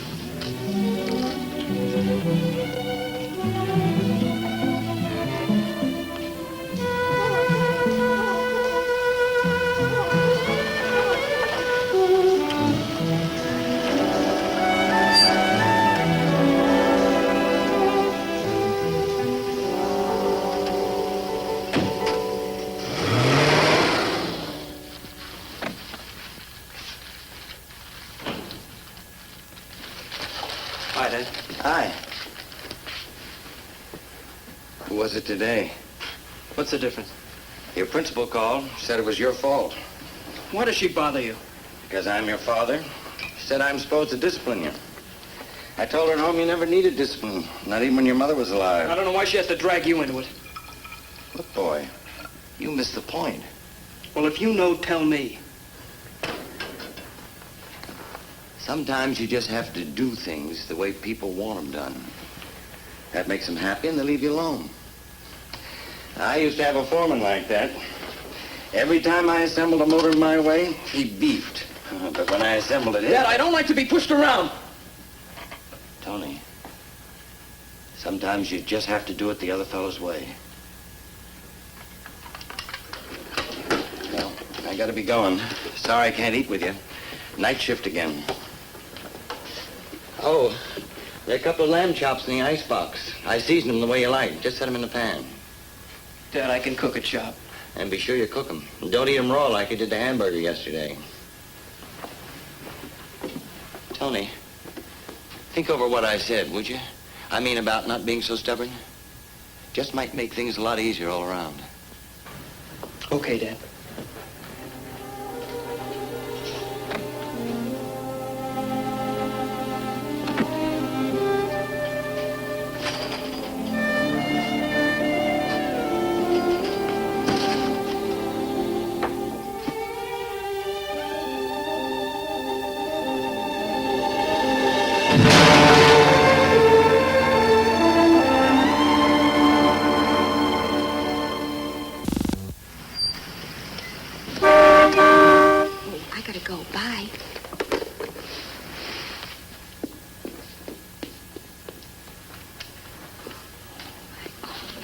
Tony, and he's not even late. Maybe you're beginning to train him. That's no way to call for a date. When I courted your mother, Things were different then. I still want my daughter treated with respect. Your father's right, Arlene. Listen to him. Oh, Dad, it's got nothing to do with respect. That's the way all the kids do it. But I still can't understand why you only date him. Oh, not that I have anything specific against Tony, but there's Steve Harmon, the druggist's son, and there's Willie Blake. Oh, look, Mother, I date Tony because I like him. In fact, I like him a lot. And you just ask him to come in, Arlene. Go ahead. We won't bite him. All right. Tony, would you come in for a minute?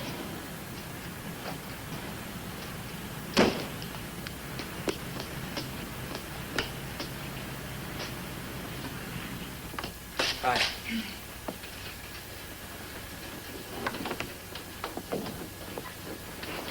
Good evening.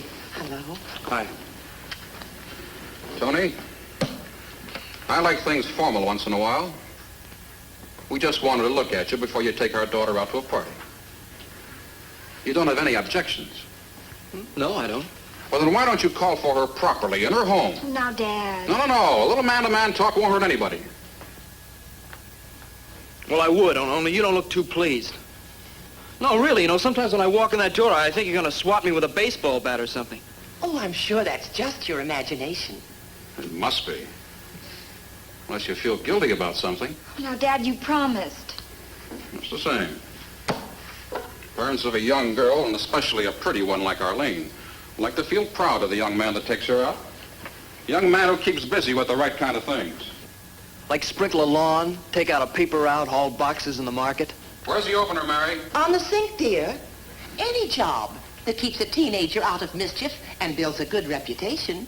Oh, yeah, like our bank cashier. You know, the one that's missing? The guy that ran off and lost it all at the track. Now, being a smart aleck won't do it. You've got to bow to authority. Everybody's on my back today. Oh, Daddy, it's Halloween, and we have to go. Yes, we don't want them to miss any fun. Okay, I've said my piece.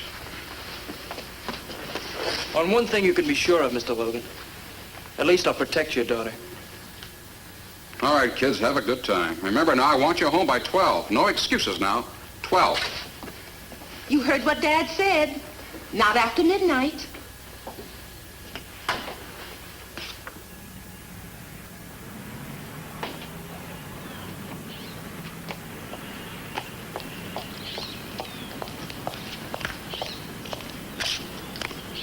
Hey, what got into your dad? He heard about the fight. So, it's over. But I heard more. More? Now, Tony, don't flare up. And please let me say it through once. I asked about this Dr. Brandon. Now, if he could really help you, it would be wonderful for both of us. And it would make things easier both at school and here at home. Don't forget about the 4 years of waiting. College and all. Please, Tony. Arlene, get this straight and get it final. I'm not going to any doctor like Dr. Brandon. Not even if you have to? But I don't have to. Now, come on. Forget it.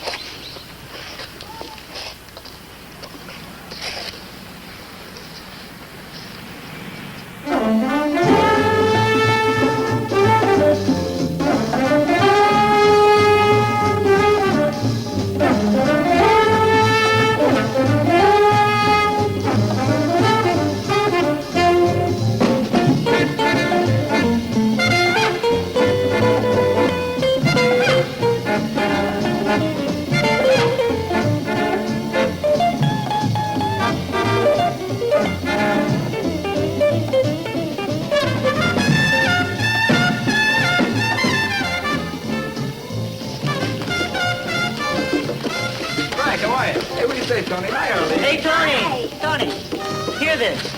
Hear this. This is going to be a costume party. Hey, man, you really got those things trained. I slap them silly, boy. Vic, if you're going to play the bongos all night, who am I going to dance with? Latch on to Frank. He's got no date. But I came with you. Look, how square can you get? You came with me, so you dance with him. It doesn't make sense. I'll clarify it for you. Hey, Frank. You want me? Be my guest.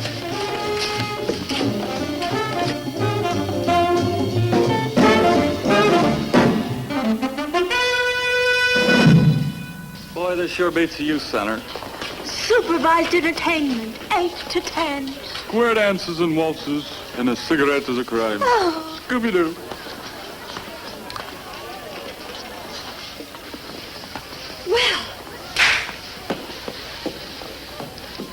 Well, what'd I do?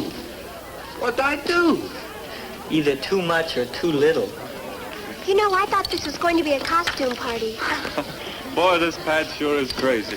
Well, don't forget it was Tony who found it and got permission to use it. But is it really haunted? Boo! Stop scaring me. Is this a haunted house? Do I have to call all the signals for you? Well, you don't have to scare me to death. Sometimes I wonder why I date you. Because you dig me and I dig you. You know, Vic, sometimes I don't understand you at all. The understatement of the year. Hear this, hear this. Vic's gonna sing this new crazy record for us right now.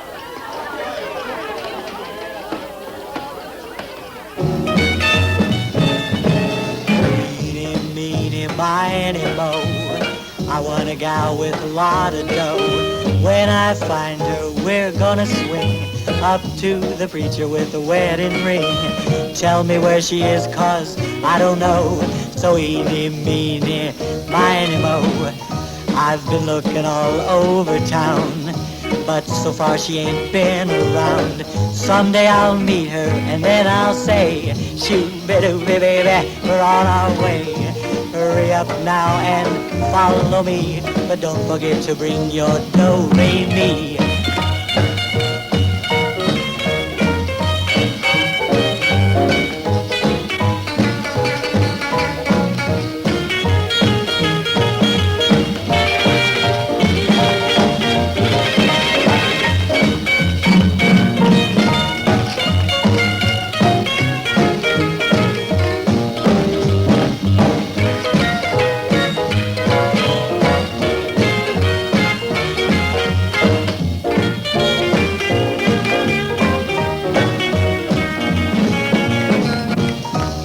Anytime you're feeling sad or blue, you just call me baby and I'll run to you.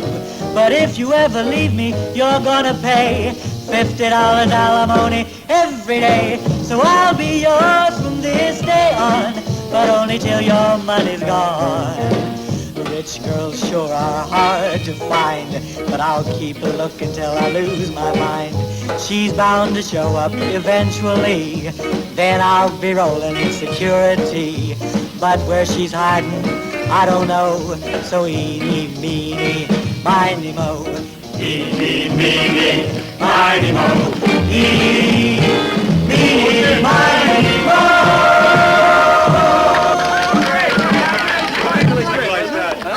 Hey, Beck, sing another one for us. Come on, man. Sing another one for us. Hey, Pearl. We got a nice present for Vic in that closet. You know he's always the life of the party, and he knocks himself out to entertain us? Well, the kids got together to get him this present. Go on, you give it to him. You're his girl. Oh, I'd be glad to.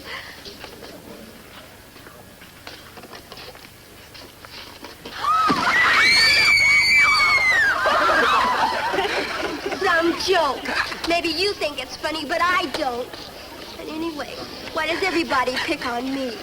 You're right, baby. And from now on, anybody picks on you is gonna have to fight me. Now for that, I'll collect a kiss in advance. Oh, Tony, I bet you had a lot to do with all this. Me? Yes, you.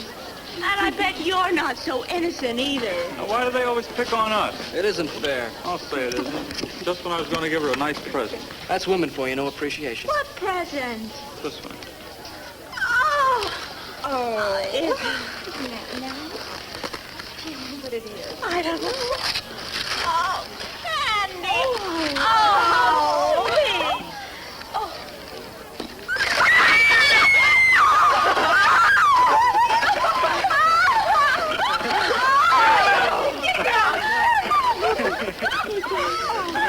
Hey, Arlene, hold on, I want to see Vic. Hey, Vic. Can you play the big drums like you do the bongos?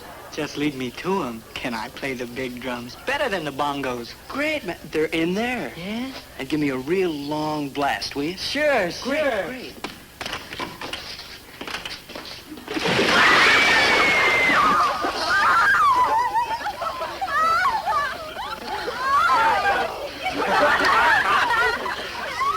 Thanks.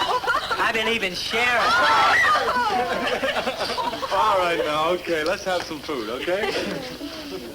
Come on, gang, let's eat. Yeah, at least there's no gags in the food. This party's really percolating. I've never had so much fun. Oh, thank you. Oh, you can have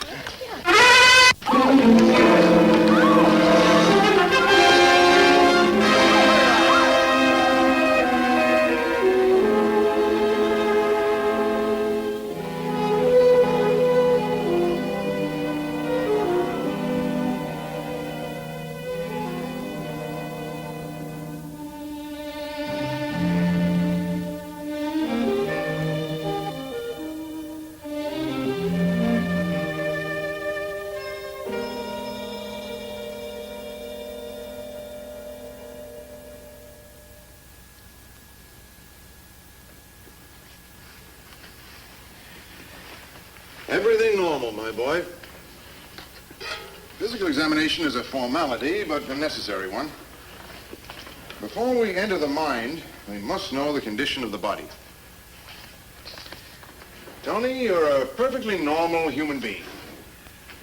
There's no reason in the world why you can't have a full, wonderful life if... Yeah, if I adjust, huh, Doc? It's the if we're going to work on, son. We'll work on it together. Okay, Tony? You're the doctor. That's why I'm here. All right, Dr. Wagner. Tony, will you just sit down over here?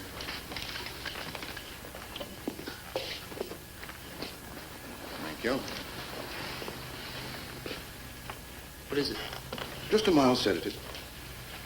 It won't make me dopey or anything, will it? I have to drive home. No, it's simply to relax you. And drag it down.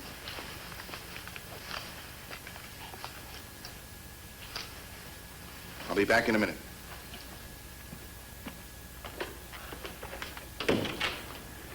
Hugo, prepare the scopolamine.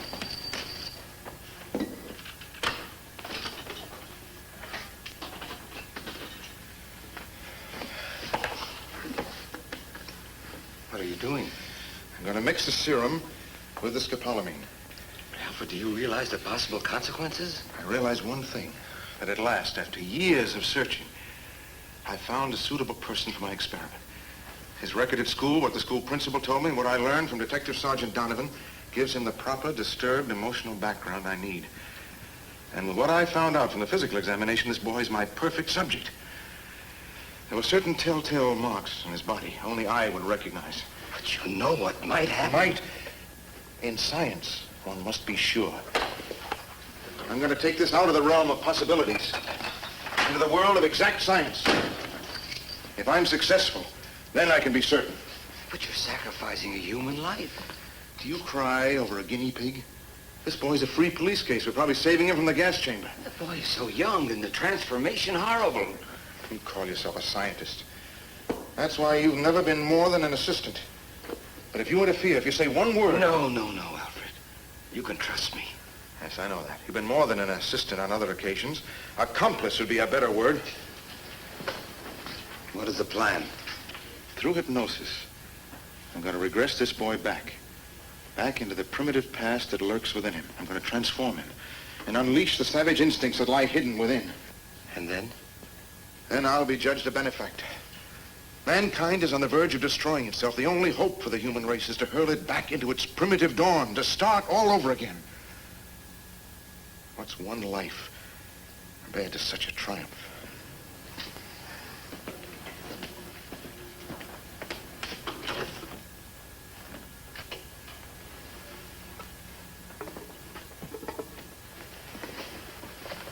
You'll only feel a scratch, believe me.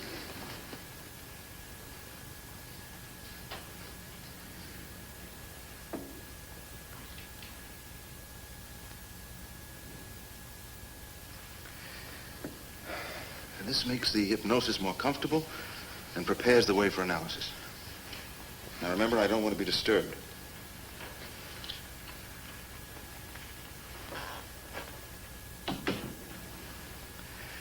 Tony, you must think of this as a trip, a sort of voyage of discovery.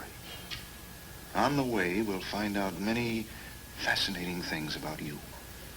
And in the end, you will no longer be disturbed or troubled because you will be you. You've placed yourself in my hands. I'm the pilot and you the passenger. But instead of going forward into space, we're going backwards in time.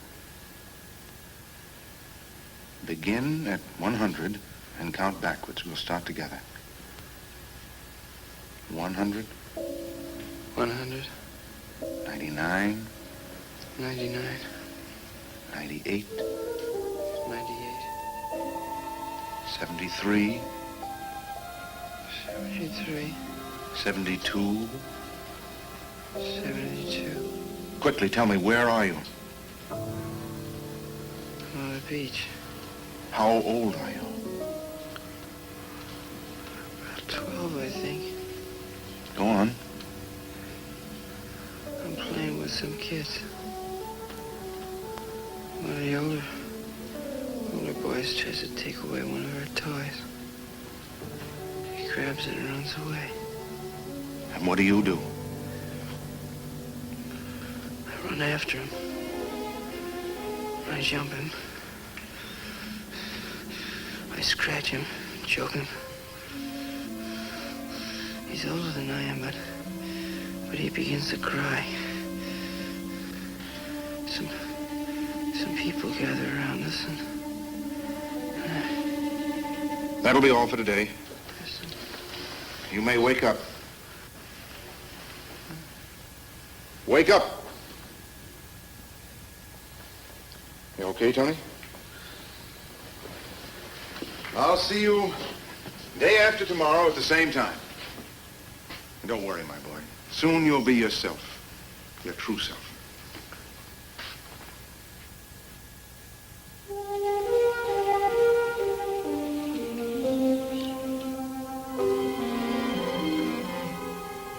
Fifteen. 14. 14. 13. 13. 12. 12. 11. 11. Where are you now, Tony? Where are you? Very small. Tell me what you're doing. I don't know. 2. 2. 1. 1. Now where are you, Tony? Concentrate. Where are you now? I don't know. I don't know it. It's dark. Cold. Where? You tell me. Please tell me. I'll help you because I'm your friend. It will all become clear to you. Tell me. Tell me. Tell me. Remember how it felt to run over the hills in the moonlight? To hide by the stream, to wait in silence until... No. Remember how wonderful it was when you sprang and suddenly dug in with your fangs, the soft throat, the gush of warm blood? No! Yes. I want you to remember. You must remember.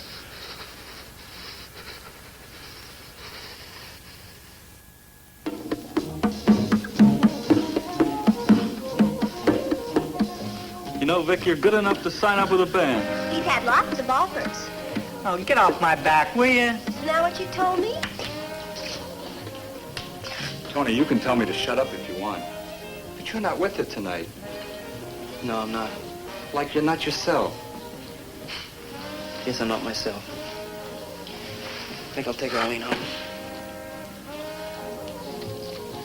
Come on, honey, let's get out.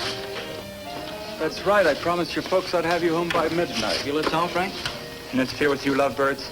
No, thanks. Everybody else is paired up. How are you going to get home? How will I get home? I'll get home on my feet. I'll walk. I'll take that shortcut through the woods. Brings me right out by the power works. Why don't you two join us at Ruby's Drive-In? No, we're going right home. Go on, Tony. We'll lock up. Oh, so you've joined the exclusive set. No, you just talk too much, that's all. I'm for peace and quiet. Oh, come on, Tony, let's go.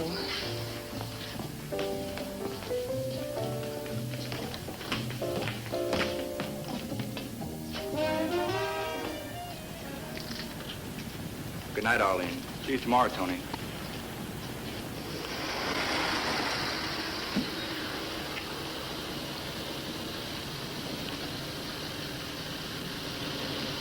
Don't forget math. First thing in the morning, early. Sure, I'll sack in right away.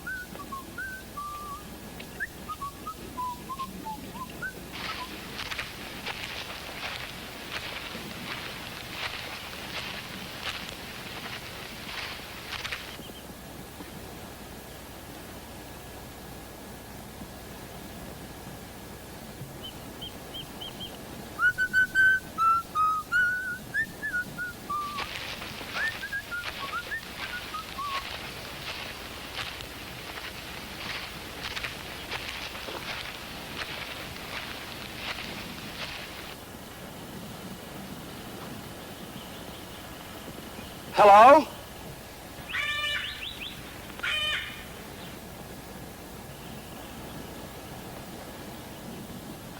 Who's there?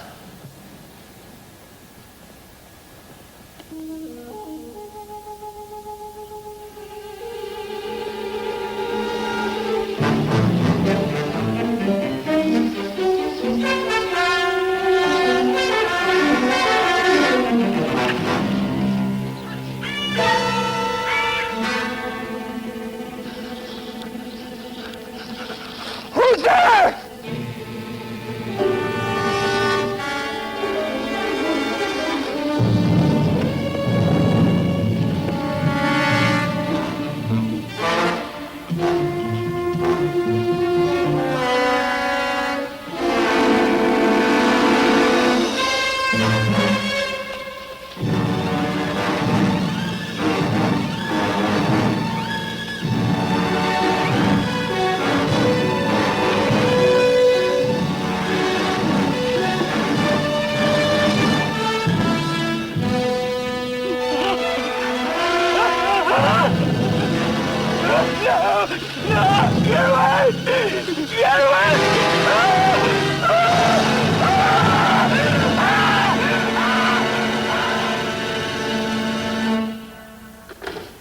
Here are the photos, Chris. Thanks.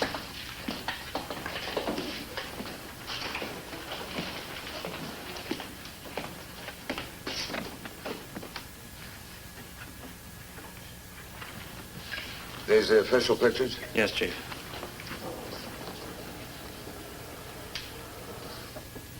Strange. Who found the body? Art Logan, the auditor out at the power works.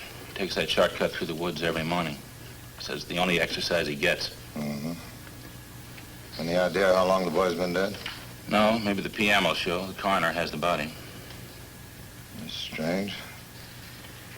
A slash on each side of his throat. Got any ideas? No. Boy had no enemies. There weren't any gang fights in Rockdale. Any bruises, scratches on his face, clothing ripped off? No. Well, then how was the boy killed? You got any theories? Not a shiv. Not hands. Teeth? Fangs.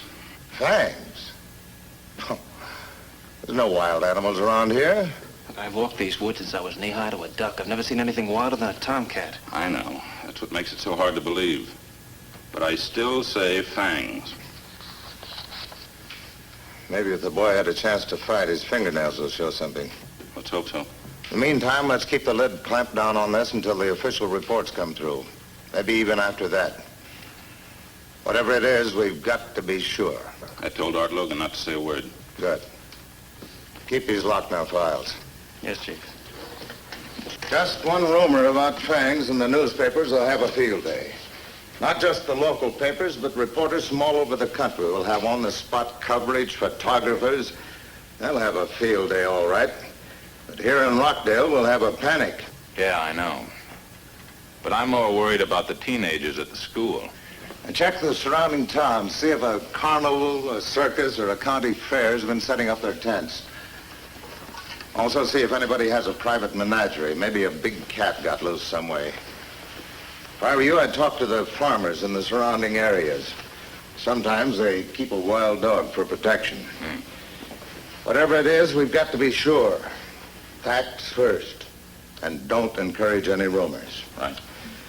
Well, now I've got to go and see the mayor.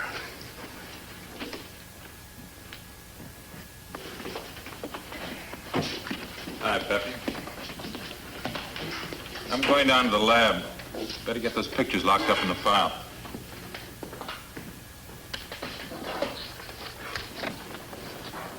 Peppy, how are you?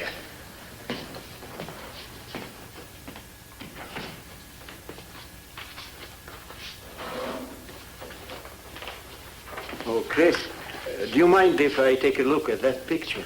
You knew the boy? Once in a while, I played pinochle with his father. Very small stakes. Yes, I knew the boy, but perhaps I have a better reason. Let me see the picture. You're not to say anything about this to anyone, understand? It's going on 12 years that I'm working here. Have I ever said a word? What's the matter? You see something we missed? The poor boy. Poor boy. Peppy, I don't blame you for being upset. Imagine how his family feels. I know what killed him. You do? He was killed by a werewolf. A what?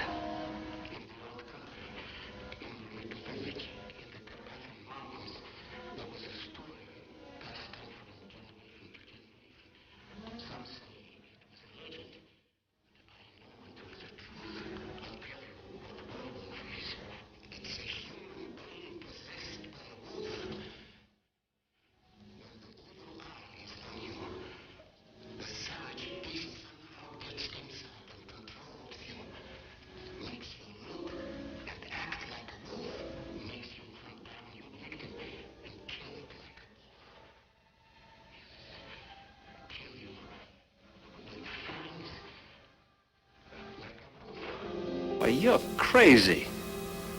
You better not let anyone hear you talk like that, Peppy. You'll wind up in a booby hatch. Werewolf. Come on. Yes, that's what I said. The first time it was told to me.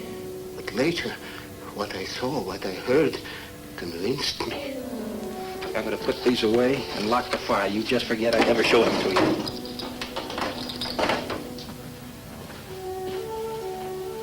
Yes, I'll be glad to forget this, if I can. Oh, how awful. Poor Frank.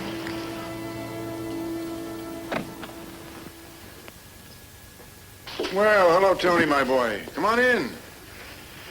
You're a little early, but welcome. Thanks, Dr. Brandon. Well, the reason I came early is... You don't have to tell me why. Let me be the one to interpret the symptoms. After all, you have placed yourself in my hands, so to speak. Tony, punctuality is a phase of adjustment. Sometimes the patient leans backward to be prompt, comes even before his appointment. Now, is that clear? No, Doctor, that's not why I'm here. I wanted to tell you about something... No, you don't have to tell me now. I'll hear it all under hypnosis. I'll get the injection ready.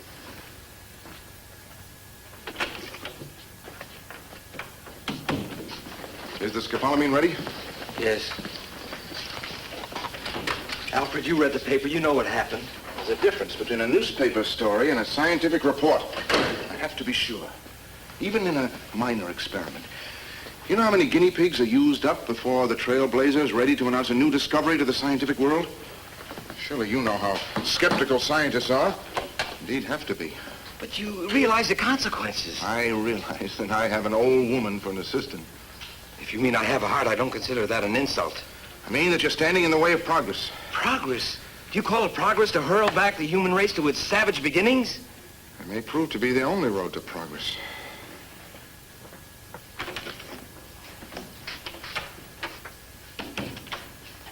Go ahead, my boy.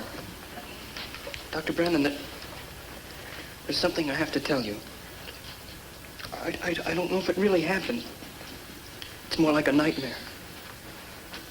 Now, Tony, very often in psychotherapy, strange things seem to happen. Sometimes when we light up the dark corner of the human mind... Doctor, please help me. And do exactly as I say. All I can tell you is that your progress is excellent. I've even told the principal of your school that. Yes, I'm extremely pleased with the progress you've been making.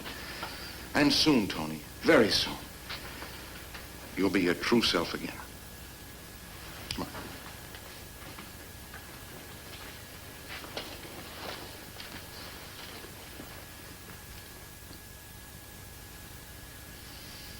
Now, this is a map of the area. We'll start with the abandoned house. Teenagers call it the haunted house. You question them? Yeah, just informally. They had a party after a football game and went home. They all drove except Frank, who walked through the woods. How about his parents? His mother's in a state of shock. His father wants to know just one thing. What are the police doing about this? Yeah, that's it. They'll all be down on us unless we find the killer. Chief Baker. No. Donovan? Yep. Okay, thanks. Picked up a couple of vagrants out of the freight yard. Well, go ahead. I'll be right in. Well, I checked the neighboring towns. There aren't any circuses, carnivals, or county fairs. If they come at all, they come in the spring. How about the farms? I checked those, too. They're mostly truck, very little livestock. A few pigs penned up, some horses. There's a mink farm about 3 miles north of here. But they're all baby mink. First thing they do is cut off their teeth. No, that's no good. Well, everything seems to lead to a dead end.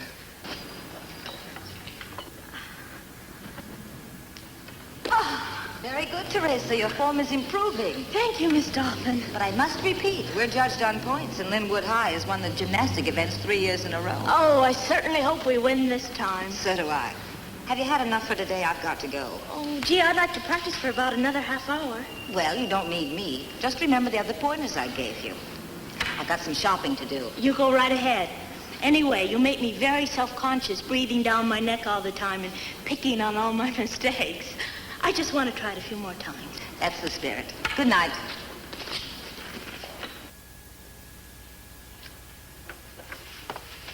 Will you come in, Tony?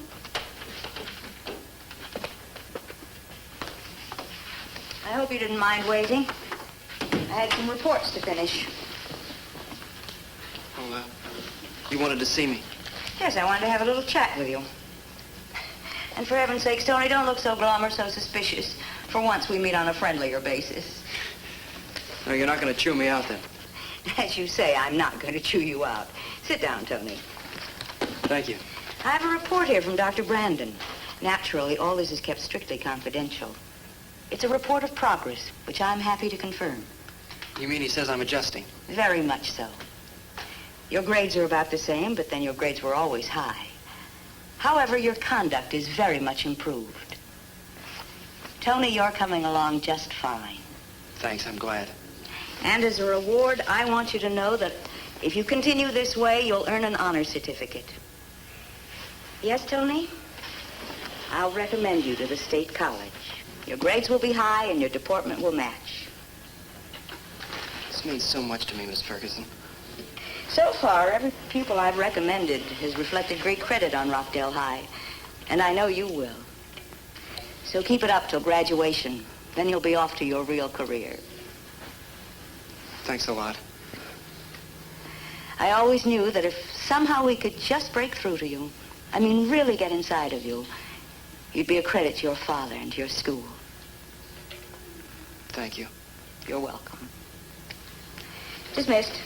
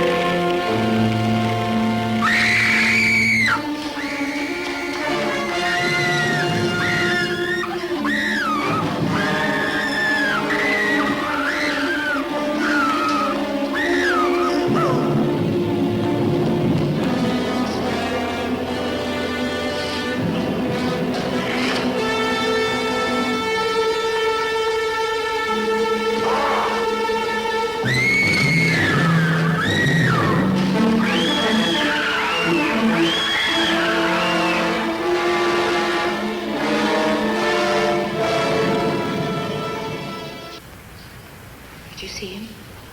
Yes, I saw. Did you recognize him? I'll call the police. I'll call the police!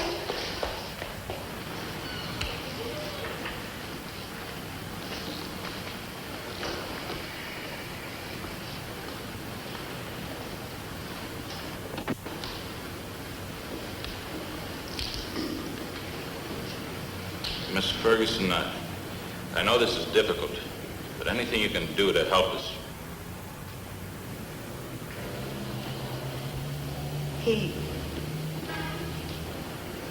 It came running out of the gymnasium. I recognized the jacket, the trousers. They were the same? The same. But the face, the eyes, the hands like claws. I never saw anything like it before. But you recognized him? It was Tony, all right. It was his jacket. Anybody chase him? No, it all happened too fast. Besides, we were paralyzed, man, just too paralyzed. And then he disappeared? Yeah, like an animal. They jumped the fence and ran to the fields.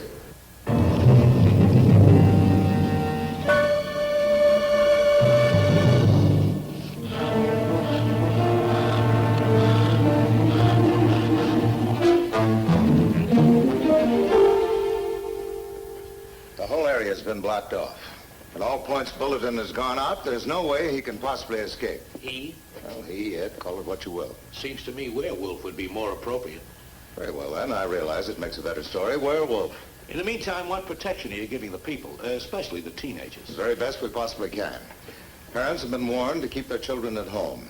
Theaters, recreation halls, bowling alleys have all been shut down. What about the werewolf?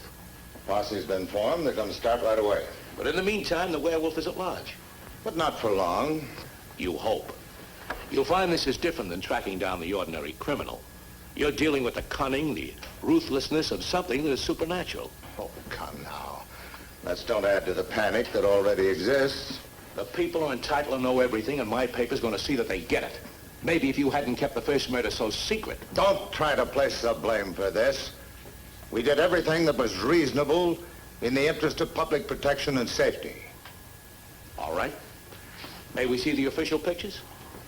No, they're locked in our files. You can't keep this a secret, Chief. The second murder has blown the lid off. A TV truck is on its way out right now. Teenagers are going to be interviewed. Parents, teachers. A psychologist was involved too, wasn't he? You can't pry into that.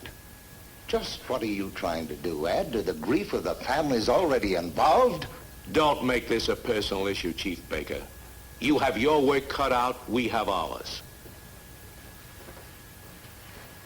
In that case, gentlemen, you'll understand that we're very busy. Well, there's one thing you can be sure of. We'll be with you every step of the hunt from now on. Oh, I'm sure of that, Mr. Doyle.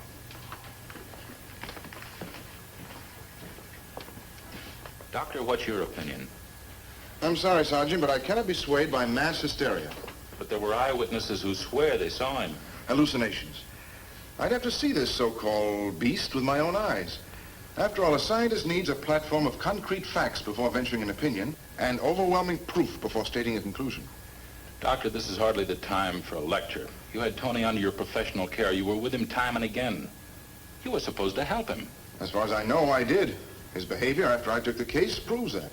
Did you come across any hint, a clue? Did he reveal anything? I keep careful case histories of all my patients, but I don't need to tell you that's a matter of strict confidence between doctor and patient. Yes, I'm aware of that. However, we hoped you would cooperate, help us. Don't you think you're wasting a lot of valuable time interrogating me? After all, your duty is to try and find this young man. Why do you shy away from the word? Everyone's using it. Werewolf. I do not subscribe to old wives' tales. It's my belief that these legends or myths passed out with the invention of electricity. After all, this is America, modern America, not a hamlet in the Carpathian Mountains. What do the Carpathian Mountains have to do with us? That's where the legend was born. The people there believe in werewolves. When the shadows of night creep over their gloomy hills, the hungry dogs howl in the moonlight, the peasants cross themselves and hide in their huts. Any canine they see with sharp white teeth and glittering eyes, they call a werewolf. Doctor, you seem to know a great deal about these myths. I amuse myself with fantasy. I live by facts. Hi, Peppy. You're in late tonight. Oh, Chris, was this teenage girl killed the same way? Yeah, same way. I told you. I knew. A werewolf. Tell me something, Peppy. In the old country, did they ever catch a werewolf? Never. Never.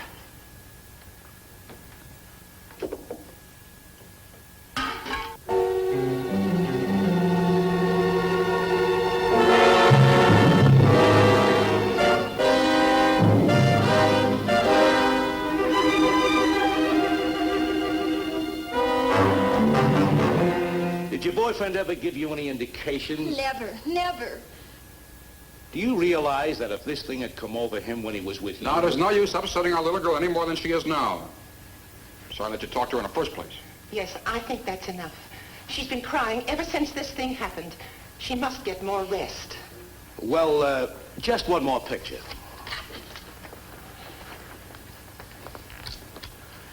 Now, you're not going to let her go to school. School's closed till this thing is over. Anyway, we'll protect her right here in our own home. You don't really believe that your son is... No, I can't believe. What kind of a boy was Tony? Is Tony? He was always on the quiet side. Kept pretty much to himself.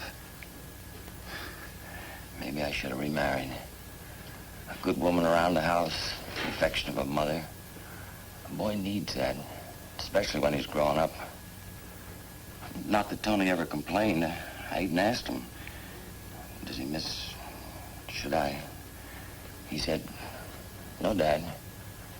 We'll get along all right, just two of us. As if he knew no woman could ever replace his mother in my heart. Or in his. What I mean is, did he always obey you? Yes. Only I hadn't know how to ask him. Ask him the right way and he'd do anything.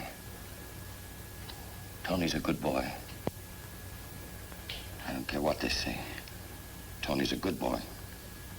Yet he hasn't come home, or you haven't heard from him since he left for school early this morning. Now, certainly he must know how worried you are. Of course, you know what the principal and his teenage friends are saying about the terror, how it looked. Now, wouldn't this indicate to you that perhaps Tony is... Leave me alone, will you? Leave me alone.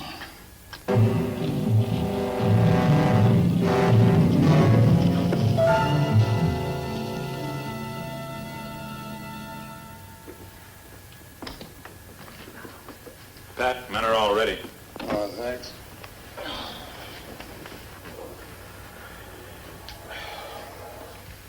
It may seem like a long shot, Donovan, but if we can capture it before morning, save the community a lot of trouble and panic. You can try, but night in the woods is going to be tough. One thing in our favor, can't go very far, can only travel on foot. Also, it's got to stop to rest and eat. Let's go.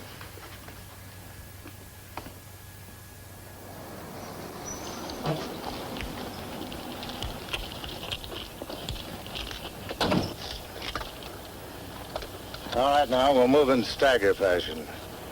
We'll circle the outer edges first, and keep going round and round till we meet in the center. If you run across it, or even if you see any suspicious tracks, notify me immediately on the walkie-talkie. Now, don't fire unless you're attacked.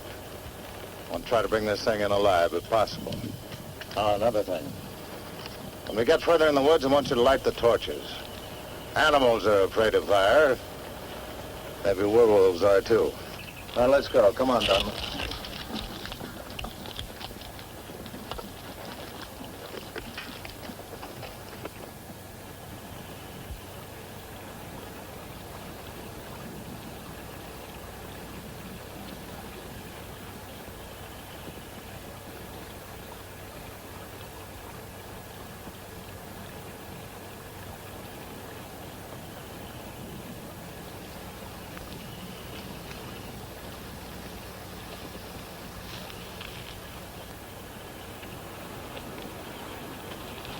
All right, men, close up. I think we better light the torches.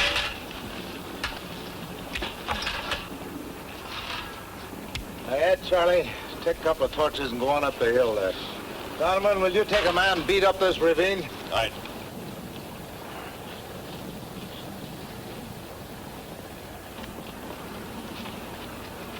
All right, you go ahead.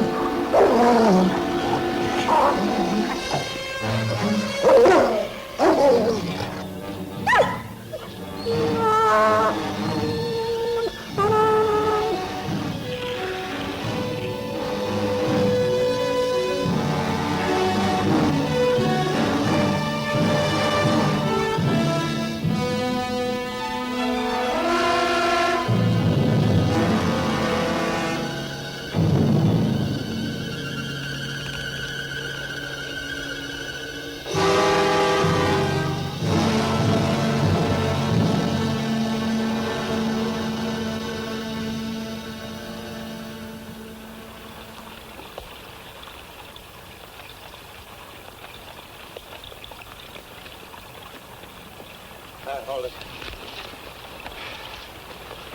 No, Donovan, did you see anything? There's a dog back up there he killed. Oh?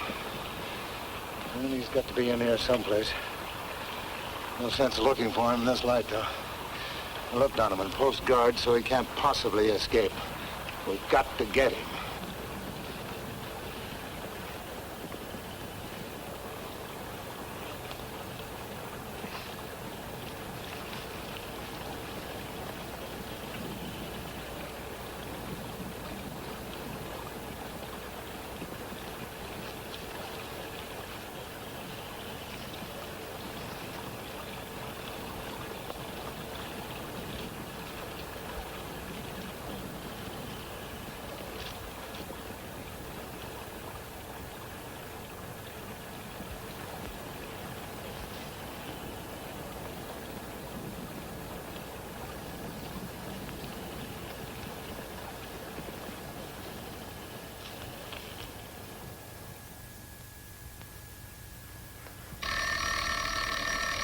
Go ahead, answer it.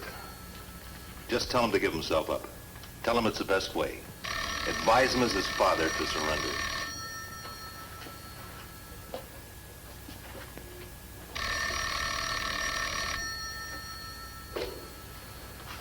Hello? Thanks. Thanks. It's only the foreman. I'm not being docked for staying home tonight. As if that matters. As if anything could matter. If I only knew for sure he's still alive. If I only knew.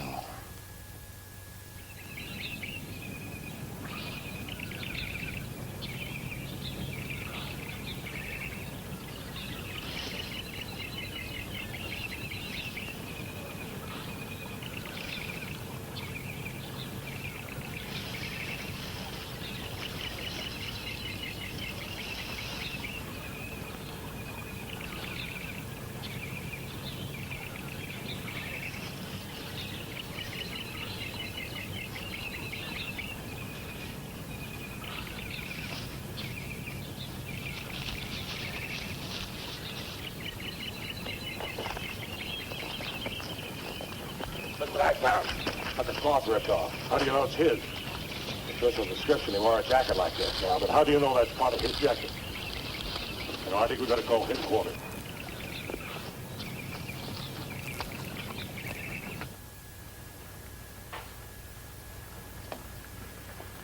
Alfred. Don't interrupt, Hugo. Alfred, aren't you wasting your time? Or do you have a second victim in view? I'm not wasting my time, and I don't like to hear the subject of a world-shaking experiment referred to as a victim. Call him what you like, but he's being hunted down like a dangerous animal. And after he's captured... I'm not so sure he will be captured. Transformation into a werewolf is not all on the minor side. It also gives the subject the cunning of an animal. And you think somehow he will come here? All I have to do is wait. He must come here. I'm the only link he has left on his last hope.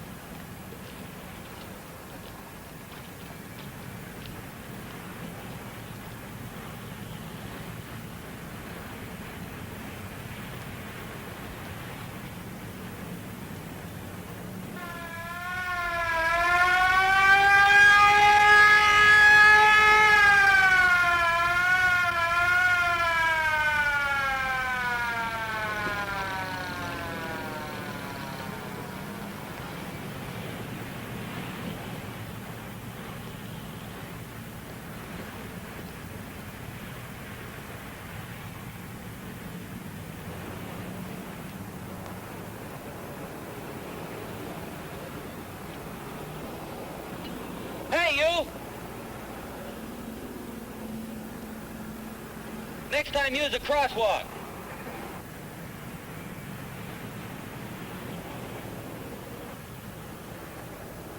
one or more people aren't killed.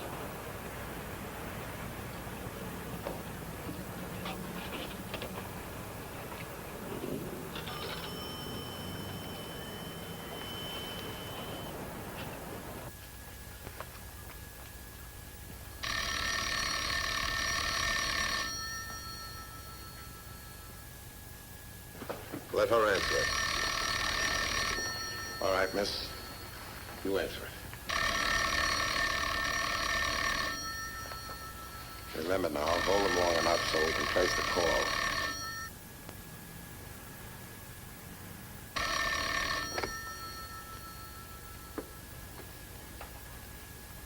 Hello?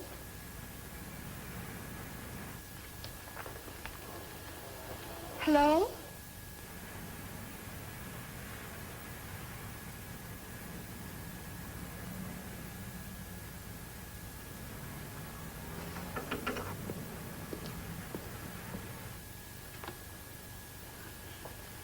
Whoever he was, he hung up. You recognize his voice? I couldn't be sure. Look, miss, if you're trying to protect him by holding back anything, you're wrong. His best bet is to give himself up. Well, I only heard the word hello. How could I be sure?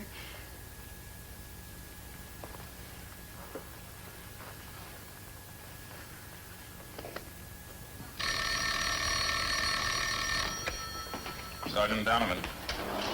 Where? 10th and Hudson. Thank you. 10th and Hudson. What came in? Somebody just caught sight of him. Downtown? Makes sense. No trace of him in the woods, and all the roads are blocked. Let's go, Chris.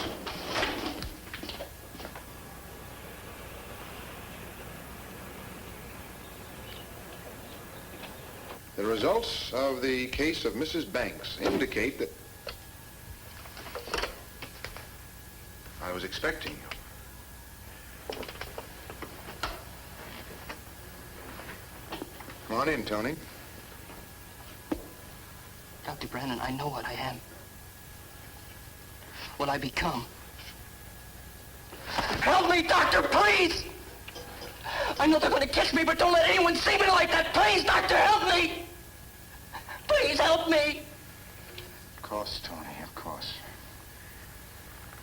Come on over here.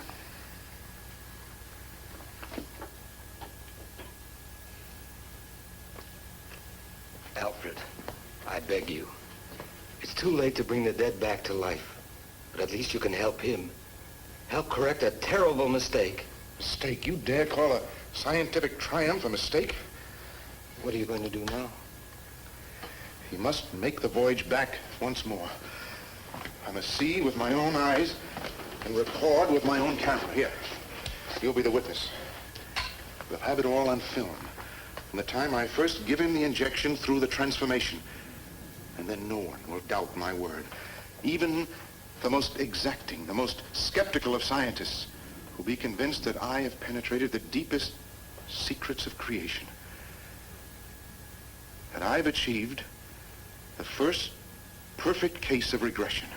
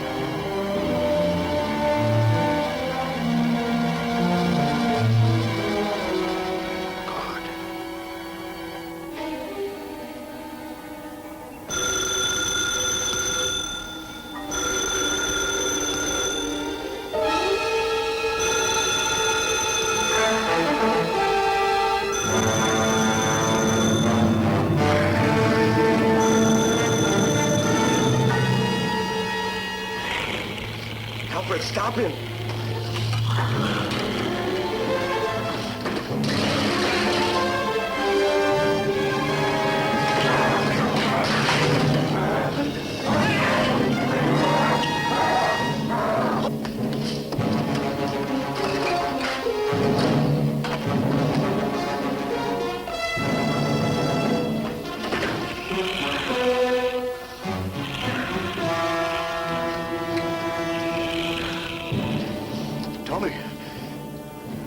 Tony, I'm your friend.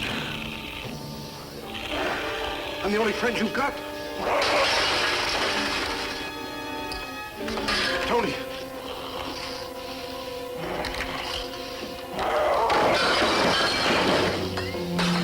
Tony! Don't! Tony! Please don't!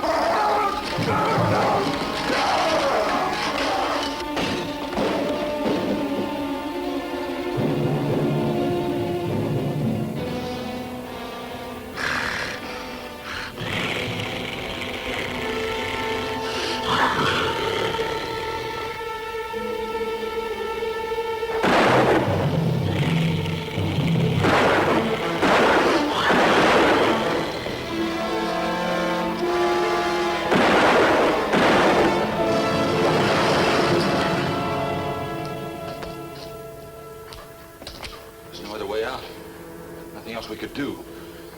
We had to. Yeah. Did you see his face? I mean, before? I'll never forget it. But at least they'll see him this way now. What about him? I don't know. My hunch is the score was evened. Boy, the newspapers will just eat this up. Yeah. But after they've had their field day, one thing will be clear. It's not for man to interfere in the ways of God.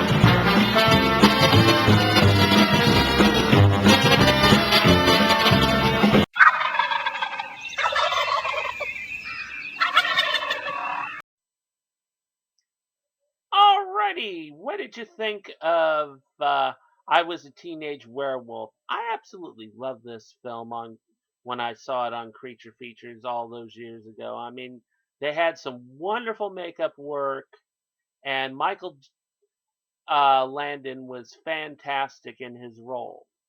Michael Landon went on to play the father in the Little House on the Prairie television series and all the movies that came after. Also, he played in the series Highway to Heaven as an angel. One thing that's always been wonderful about Michael Landon was that he was never embarrassed about playing in I Was a Teenage Werewolf.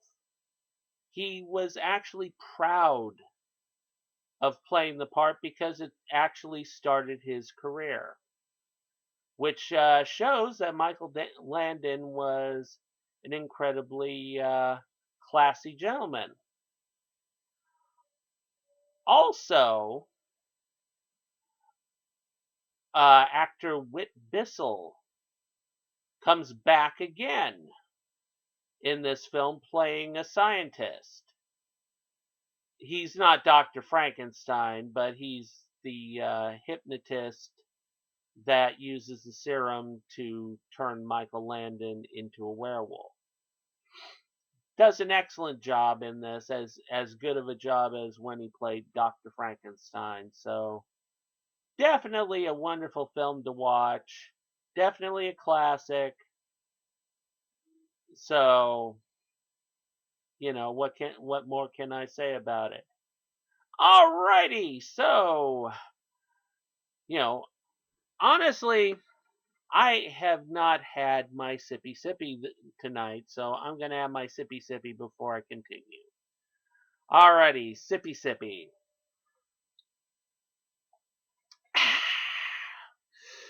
Ugh, good old Folgers. Alrighty, so now it is time for our monthly visit to the great world known Psychic Criswell, as played by Mr. Lobo. So let's check him out.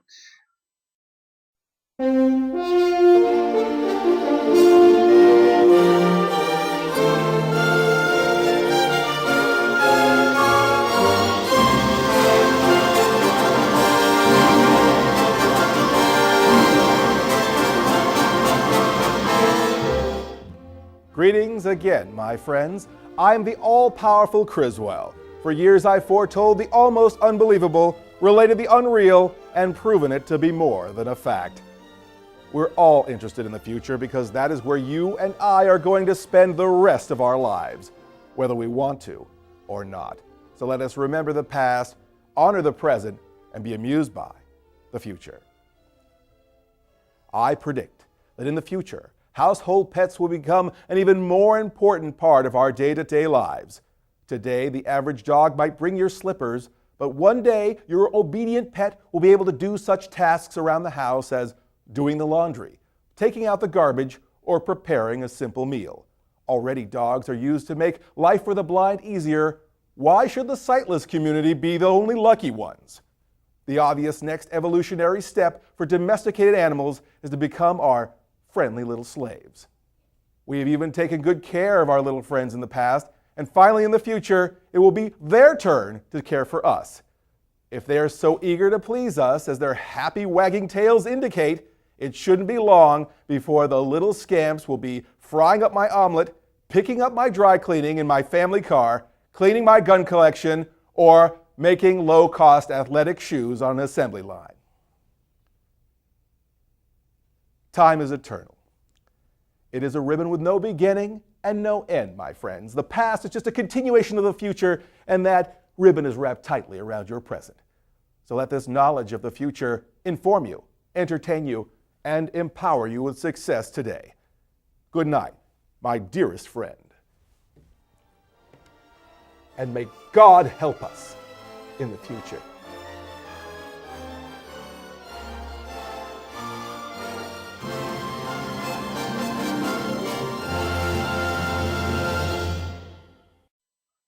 Alrighty, I absolutely love Criswell Predicts. And I have to thank Mr. Johnny Johnson and Darkstone Pictures for allowing me to show Criswell on this show. So show Johnny and Darkstone some love and go to their website and check out all the wonderful horror films and some of the odd films that they have there, like the Lovecraft Diaries and Spade and some of the other wonderful films. You know, Skeleton Key. They've done a series called Skeleton Key and that. And mostly, go and check out Mr. Lobo in Plan 9, the remake of Plan 9 from Outer Space. You know, just a fantastic film.